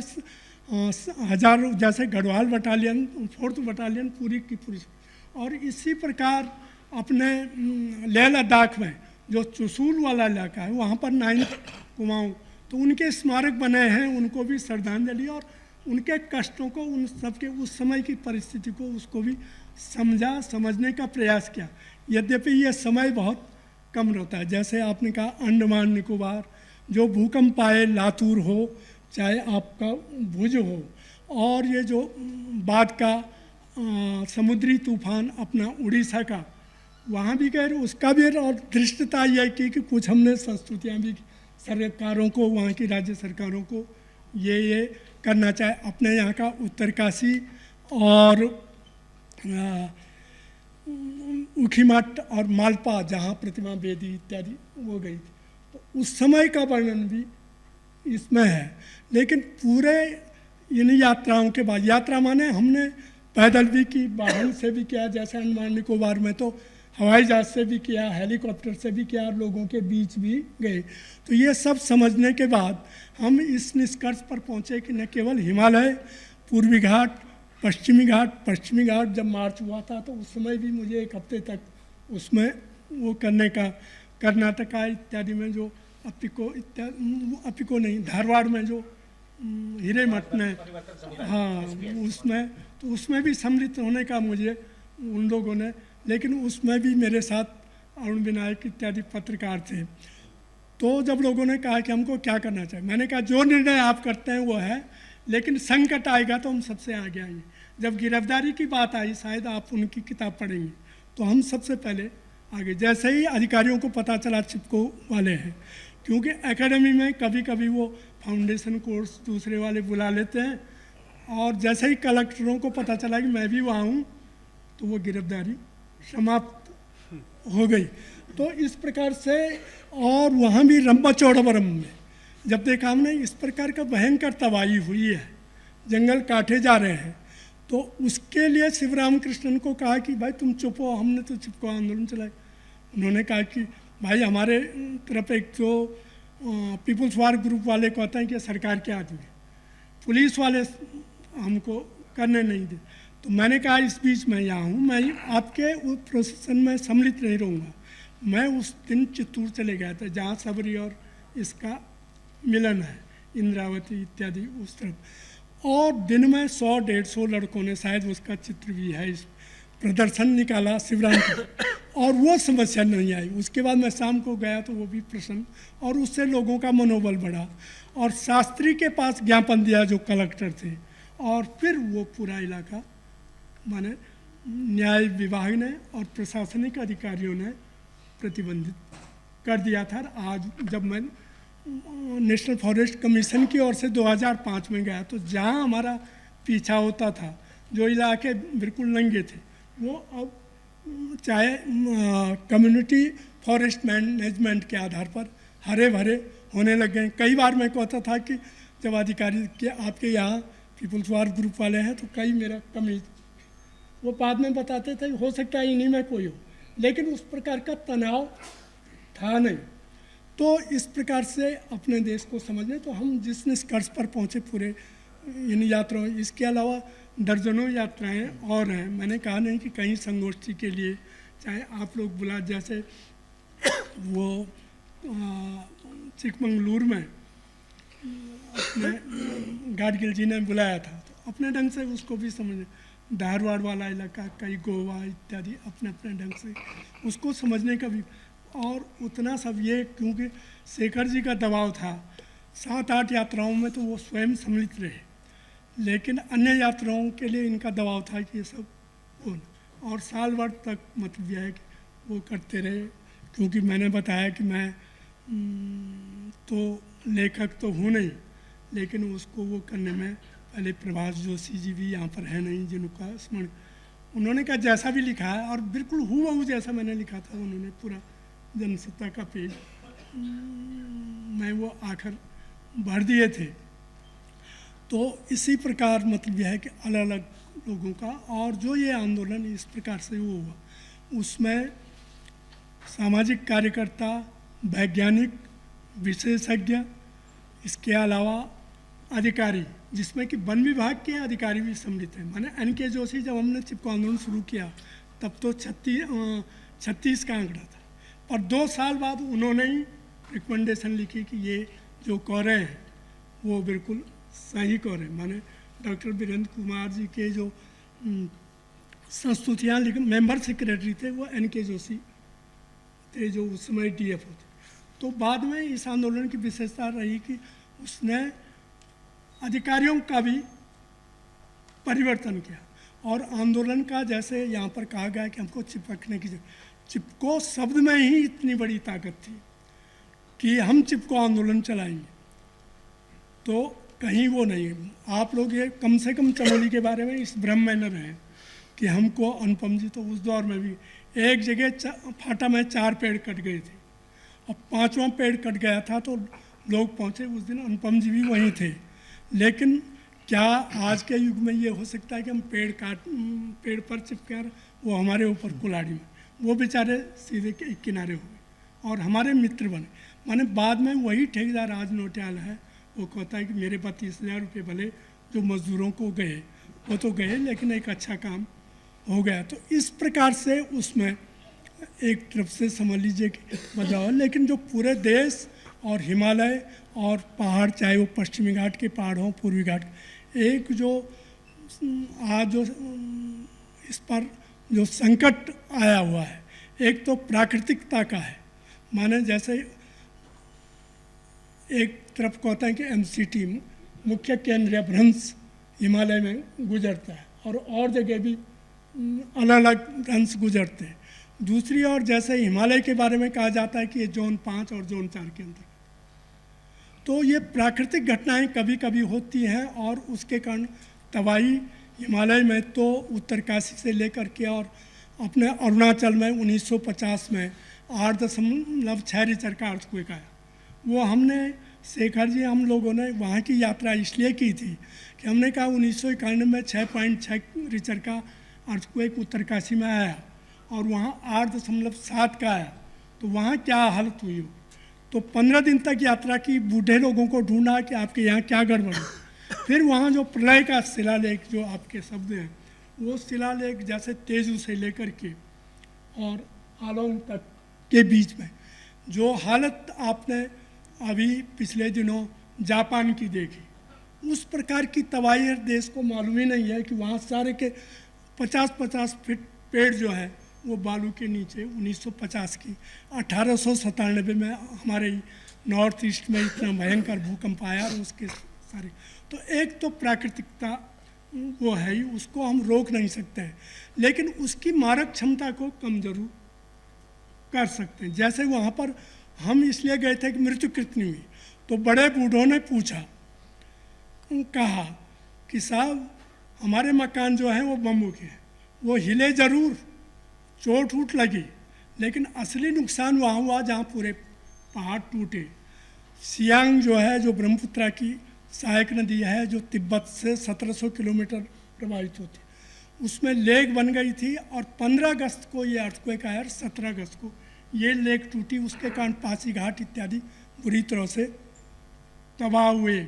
और सदिया जो टाउन था वो सदिया घाट बन गया। आज डिब्रूगढ़ 3 मीटर नीचे है, ब्रह्मपुत्रा 3 मीटर ऊपर। तो एक तो ये प्राकृतिक, दूसरा जो मुख्य वो है आजकल मौसमी बदलाव, जो क्लाइमेट चेंज वाली बात आ रही है, हिमालय के ग्लेशियर पीछे जा रहे हैं और जितने वो भी एक चिंता की बात है, और विश्व तापमान का उस पर प्रभाव पड़ रहा है, उसका अध्ययन। लेकिन इसके अलावा जो स्थानीय गतिविधियाँ हैं उसका भी अध्ययन होना चाहिए, और उसका हमारी नदियों पर, हमारी खेती बाड़ी पर, हमारे जीव जंतुओं पर, ट्री लाइन पर मैंने कई बार आपसे निवेदन किया था कि यदि हमारे ग्लेशियर पीछे जा रहे हैं तो उसका लिंकेज, जो अंतर संबंध है, उसकी जानकारी होनी चाहिए। इस प्रकार का अध्ययन होना चाहिए। प्रधानमंत्री जी से 2 साल पहले मैं मिला था और उनसे निवेदन किया, उन्होंने एक अलग से संस्थान, इस सब अभी तक वो स्वरूप नहीं पा सका है देहरादून में। तो उनको जब ये सारी बात, तो आज आवश्यकता यह है कि हमारी स्थिति क्या है, इसकी जानकारी होनी चाहिए। हम चीन में जहाँ से हमारी ब्रह्मपुत्रा की सियांग इत्यादि निकल रही है, सतलज पारिचू लेक के बारे में आपने सुना होगा, या सिंधु की कई अन्य धाराएं हैं। चीन में क्या हो रहा है वहाँ के बारे में तो अलग, लेकिन हम अपने वाटरशेड के बारे में तो जानकारी करें। माने गंगा, ब्रह्मपुत्रा, सिंधु जो भारत में है, इसी प्रकार जो गोदावरी इधर नासिक से वो होती है, इन उस पर किस प्रकार का, तो इस प्रकार का अध्ययन, इस प्रकार की जान जो मेरा वो निकला ये यात्राओं के बाद। और इसके अलावा जो वनों का विनाश है, ये भी यहाँ के इस पर एक दबाव है। और सबसे बड़ी बात जिसकी और कई लोगों ने ध्यान आकर्षित किया, जयराम जी ने और शेखर जी ने, जो बड़े बड़े विकास योजनाएं, महा विकास जिसको कह रहे, तो महाविकास तो जरूर होना चाहिए, पर उसमें यह सुनिश्चित हो जाना चाहिए कि वहाँ के लोग, वहाँ के नहीं, देश के लोग और उन पर इसका दुष्प्रभाव। आपने पिछले साल सुना होगा कि ISBT में नावें चल रही थी, हम भी देख रहे थे। अब सोचिए कि वो यमुना जो निकलती है वो उत्तरकाशी से, वहाँ अधिक वृष्टि हुई, वहाँ से जो मिट्टी आ रही है वो यमुना के तल को ऊपर उठा रही। और इस मुझे तो 1978 की याद भी आई, क्योंकि उस समय योगेश भी थे। हम लोगों ने गोपेश्वर से पैदल भागीरथी में जहाँ लैंडस्लाइड हुआ था जिसके कारण लेक बनी थी, सचिदानंद भारती, हम तीनों ने पैदल यात्रा की थी। और उसके कारण उस समय यमुना बौखला, जब मैं बीमार हुआ था, पिताजी ने उस बीमारी में मेरी सेवा की, तो उस समय वो तो बढ़ी, लेकिन ISBT और जो हम पिछले साल सुना वो नहीं हो। तो आज समझने क्या, वो हिमालय में पहाड़ों में जो कुछ भी गड़बड़ हो रही है, माने हिमालय के पहाड़ों में जो गड़बड़ हो रही है, वो मैदानों में, उत्तराखंड के ही जो मैदानी जिले हैं वो तो बहुत अभी तत्काल प्रभावित होने लग गए हैं, और दिल्ली प्रभावित होने लगी है। यदि गोदावरी बौखलाती है तो राजमुंद्री तक किस प्रकार का दुष्प्रभाव पड़ता है। मुझे ब्राह्मणी महानंदा जो उड़ीसा में है, सुवर्ण रेखा, मैंने कहा ना कि किसी भी बहाने से मैं एक बार ये फॉरेस्ट कंजर्वेशन एक्ट कमेटी में प्रोजेक्ट आते थे तो चेयरमैन उस समय तक इतना दबाव नहीं था, मुझे भेज देते थे और भेज देते थे तो मेरे लिए तो वो एक शिक्षा का काम था। हम आज भी मानते हैं कि आज भी हम सीखने का काम कर रहे हैं। तो एक जो मतलब यह जो महाविकास है उसकी तीसरी जो अपने देश में हमने देखा कि इस बीच जहाँ जहाँ सड़कें बन रही हैं, सड़कें 7वीं पंचवर्षीय योजना में भारत सरकार ने पश्चिमी घाट, पूर्वी घाट और हिमालय के लिए ये संस्तुतियाँ की थी टास्क फोर्स ने कि हिमालय में जो सड़कें बने वो आधा सड़क तो ज़रूर चाहिए, आधा कटान हो, आधा पत्थर की दीवार हो, लेकिन उसकी अवहेलना हो रही है। आज के कारण भयंकर तो है। पिछले साल लेह लद्दाख में कई लोगों ने कहा कि वो जो तबाही हुई कि साहब ये बादल फट गया। मैंने जो मौसम विज्ञानी थे उनको फ़ोन किया कितनी बारिश आई, उन्होंने कहा 43 मिलीमीटर, जबकि बादल फटने के लिए 100 मिलीमीटर बारिश आती है, उसको बादल फटना कहते हैं। 4 इंच बारिश। भाई दक्षिण सहारा में 1/10 इंच बारिश के कारण एक पुल बहा, ऐसा मुझे वीरेंद्र कुमार जी ने एक बार बताया। और वहीं अमेरिका में कोई इलाका है जहाँ घने जंगल है और वहाँ 20 इंच की बारिश के बाद भी कुछ नुकसान। उत्तराखंड में सारा पिछले साल जाम हो गया था 1.5 महीने तक, लेकिन हमारी चमोली से और जाम मंडल में 1973 में चिपको आंदोलन था, वो सड़क सुधरी रही, जबकि वो बहुत ही संवेदनशील इलाका। वहाँ चिपको के बाद आज देखेंगे सूर्य की रोशनी ज़मीन में नहीं पड़ती है। वो रोड एक जो उखीमठ तक वो सड़क सुरक्षित है। आप पिछले दिनों अपने तिरुपति के जंगल के बारे में कहा था, मैंने आपसे निवेदन किया था कि एक बार आप जोशी उखीमठ से और गोपेश्वर और अभी भी, क्योंकि ये सारे संबंध पर्यावरण माने ग्रामीण विकास के साथ जुड़े हुए हैं, तो आप मैंने आते ही यही कहा था कि आप अपने ढंग से, हाँ बस तो अंत में तो और अंत में यही है कि जो हमारे बुग्याल हैं, नदियां हैं, वो भी सुरक्षित नहीं है। और जो अंतिम जो उसमें वो है कि राजनीतिक इच्छा शक्ति का एक अभाव दिख रहा है, जिसके कारण ये सारी गड़बड़ियाँ बढ़ती जा रही हैं। अंत में हमारा ये निवेदन है कि इस सारे कार्यक्रम को लोगों के कल्याण को केंद्र में रख करके संसाधनों का विकास हो, हमारा विकास भी हो और प्रकृति का संरक्षण भी हो, ऐसा एक रास्ता ढूंढा जाना चाहिए। ये आप सब लोगों के सामने, यहाँ पर कई पत्रकार मित्र हैं जो नीति नियंता हैं ग्रामीण विकास के, उसके सर्वोच्च लोग भी यहाँ पर हैं। हमारे पुष्पेश जी हैं जो मुखरता से ये बात रख सकते हैं। देश और दुनिया को प्रभावित करने वाले डॉक्टर राम गुहा जी हैं, सुनीता जी हैं, जो तो आप सबसे और जो यहाँ आगे बैठे हुए हैं जो हमारे पत्रकार मित्र, जिन्होंने कि चिपको आंदोलन उसके बाद भी हमारा उत्साहवर्धन किया, तो आप सबके जिम्मे में ये बात छोड़ रहा हूँ कि कैसे लोगों का कल्याण, संसाधनों का विकास, ये रास्ता कैसे निकल सकता है। आप अपनी लेखनी से, अपने जो नियोजन इत्यादि में लोग हैं वो सब इसको वो करें और उसके आधार पर हम, और मुख्य रूप से यहाँ पर वैसे तो यदि कमियाँ मेरी बताई जाती तो वो चश्मे की तरह होता, मैं उसको नहीं, मेरे ख्याल में अब हम लोगों का अपने कान में उंगली डालने का वक्त आ गया है, जितनी जिम्मेदारी आप हमें सौंप रहे हैं। धन्यवाद भट्ट जी। तो इस सब के लिए मैं आप सबका फिर से हृदय से आभारी हूँ और कृतज्ञता ज्ञापित करता हूँ पहाड़ का और इंडिया इंटरनेशनल सेंटर का। पिछले करीब 2 घंटे से हम लोग एक बेहद दिलचस्प और विचारोत्तेजक बहस में साझेदारी कर रहे हैं और सोचने और गुनने को हमें बहुत कुछ मिला है, और भट्ट जी से इतना सुनने के बाद प्रेरक बोलने को कम रह जाता है। मगर चूंकि ये मौका पुस्तक के लोकार्पण का है तो मैं आप लोगों को अधिक समय तक यहाँ व्यतीत नहीं करूँगा। लोगों को जैसा कहा गया दूर तक जाना है। मुझे लगता है कि इस पुस्तक की 2-3 चीज़ें हैं जो बहुत महत्वपूर्ण हैं। इसमें व्यक्ति उतना महत्वपूर्ण नहीं है, जो बहुत ही विनम्रता से भट्ट जी ने स्पष्ट किया, मगर व्यक्ति और एक विचार का जो रिश्ता होता है वो इसमें प्रतिबिंबित बार बार होता है, और व्यक्ति और विचार के आपस में संयोग से व्यवस्था कितना बदलती है या नहीं बदलती उसका अनुभव भी इसमें देखने को मिलता है।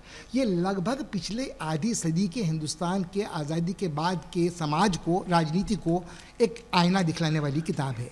मुझे लगता है कि यात्रा वृत्तांत बिल्कुल नहीं है, भले इसमें कई छोटी छोटी यात्राएं हैं।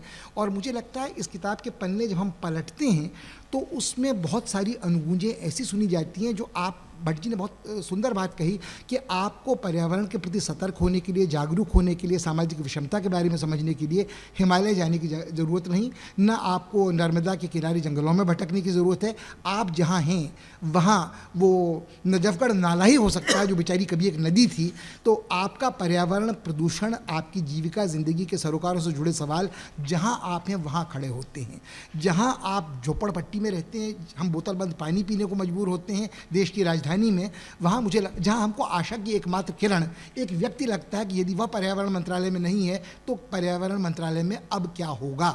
और या हम सोचते हैं कि यदि व्यक्ति इतना पारदर्शी नहीं होगा तब क्या होगा। ये जयराम के मुंह पे कहने की बात नहीं है, मगर मुझे लगता है कुछ बातें इस देश में व्यथित करने वाली हैं जहाँ व्यक्ति विचार से अधिक महत्वपूर्ण होता है। दूसरी बात जो मुझे इस किताब के बारे में बहुत विचारोत्तेजक लगी है वो ये है कि भट्ट जी का नाम पर्याय है चिपको आंदोलन का, और आंदोलन पर्याय होता है विरोध का, प्रतिरोध का।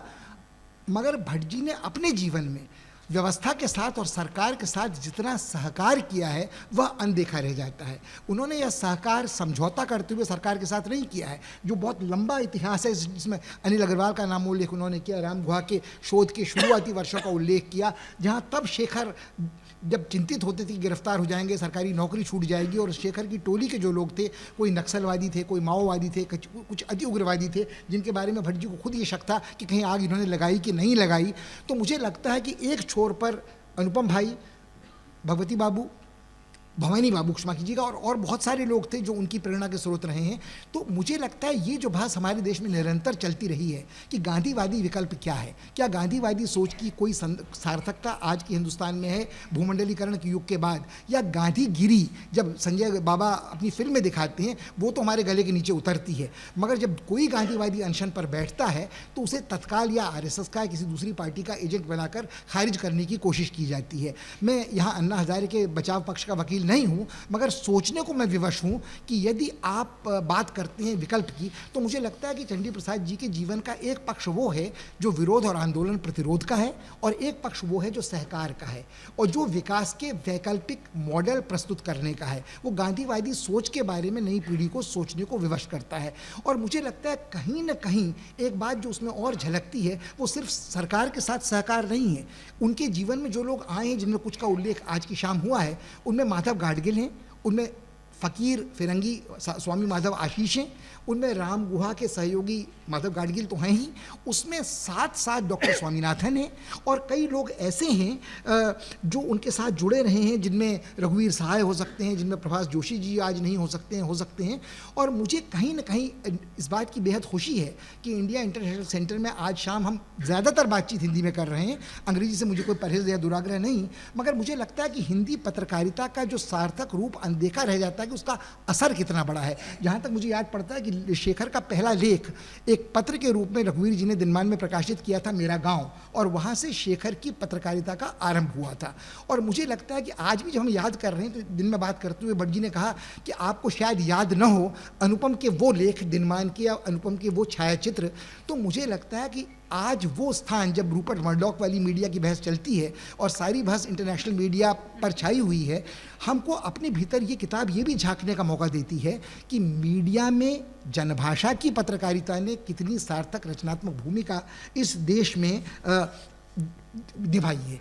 अंत में एक छोटी बात मैं और कहना चाहता हूँ कि जब पन्ने आप पलटते हैं तो उनमें बहुत सारी अनुगूंजें और सुनने को मिलती हैं। उनमें उन्होंने खुद जिक्र किया नक्सलवादी उत्पात से ग्रस्त इलाके का, उसमें उन्होंने एक जिक्र किया कि जहाँ राजा का आदेश नहीं चलता था वहाँ देववन सुरक्षित थे, क्योंकि सांस्कृतिक परंपरा में धर्म की एक नैतिकता वाली बेड़ियाँ थीं, अगर जिन्हें आप बेड़ियाँ कहें, दकियानूसी की नहीं, अंधविश्वास की नहीं, मगर अपने ऊपर संयम बरतने की और स्वार्थ को परमार्थ के साथ जोड़कर देखने की उपनिषदों का जिक्र भट्ट जी ने किया। और बिल्कुल अंत में मैं ये कहना चाहूँगा कि आज के धर्मनिरपेक्ष भारत में धर्म या उपनिषद की बात करने वाला मूर्ख, पोंगापंथी और शायद उग्र हिंदुत्ववादी कहा जा सकता है भगवा ध्वजधारी समझदारी, मगर ईशावास्य उपनिषद का जो सूत्र है कि ईशावास्यमिदं सर्वम यत् किंचित जगत्याम जगत तेन त्यक्तेन भुंजी था माँ गृह कस्य स्विद धनम, उसका अनुवाद करने की ज़रूरत अगर इस देश में पड़ती है और पढ़ाने और समझाने के लिए, तो मेरे ख्याल में वो इस देश का दुर्भाग्य है। और जहाँ कठोपनिषद का एक और श्लोक है जिसका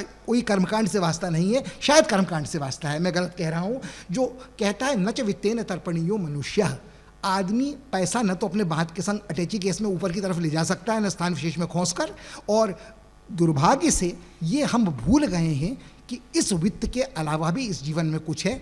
उस धर्म का अर्थ मजहब या संप्रदाय या कर्मकांड या अंधविश्वास या ईश्वर में आस्था भी नहीं है, मगर वो शायद भूमि को देवत्व प्रदान करने वाला एक लेख हमारी पाठ्यपुस्तक में स्कूल के ज़माने में वासुदेव शरण अग्रवाल जी का था कि जब आप भूमि की पवित्रता को नष्ट करते हैं तो आप कहीं ना कहीं आत्मघात का, आत्महत्या का एक प्रयास शुरू करते हैं।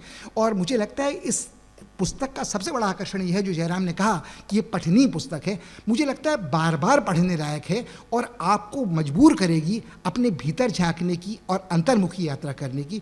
इससे ज़्यादा मुझे कहने को कुछ नहीं है। मैं सिर्फ क्षमा चाहता हूँ कि सवाल जवाब का समय बिल्कुल नहीं रह गया है, मगर मैं चाहता हूँ कि ये बहस आप लोग बाहर निकल कर जारी रखेंगे।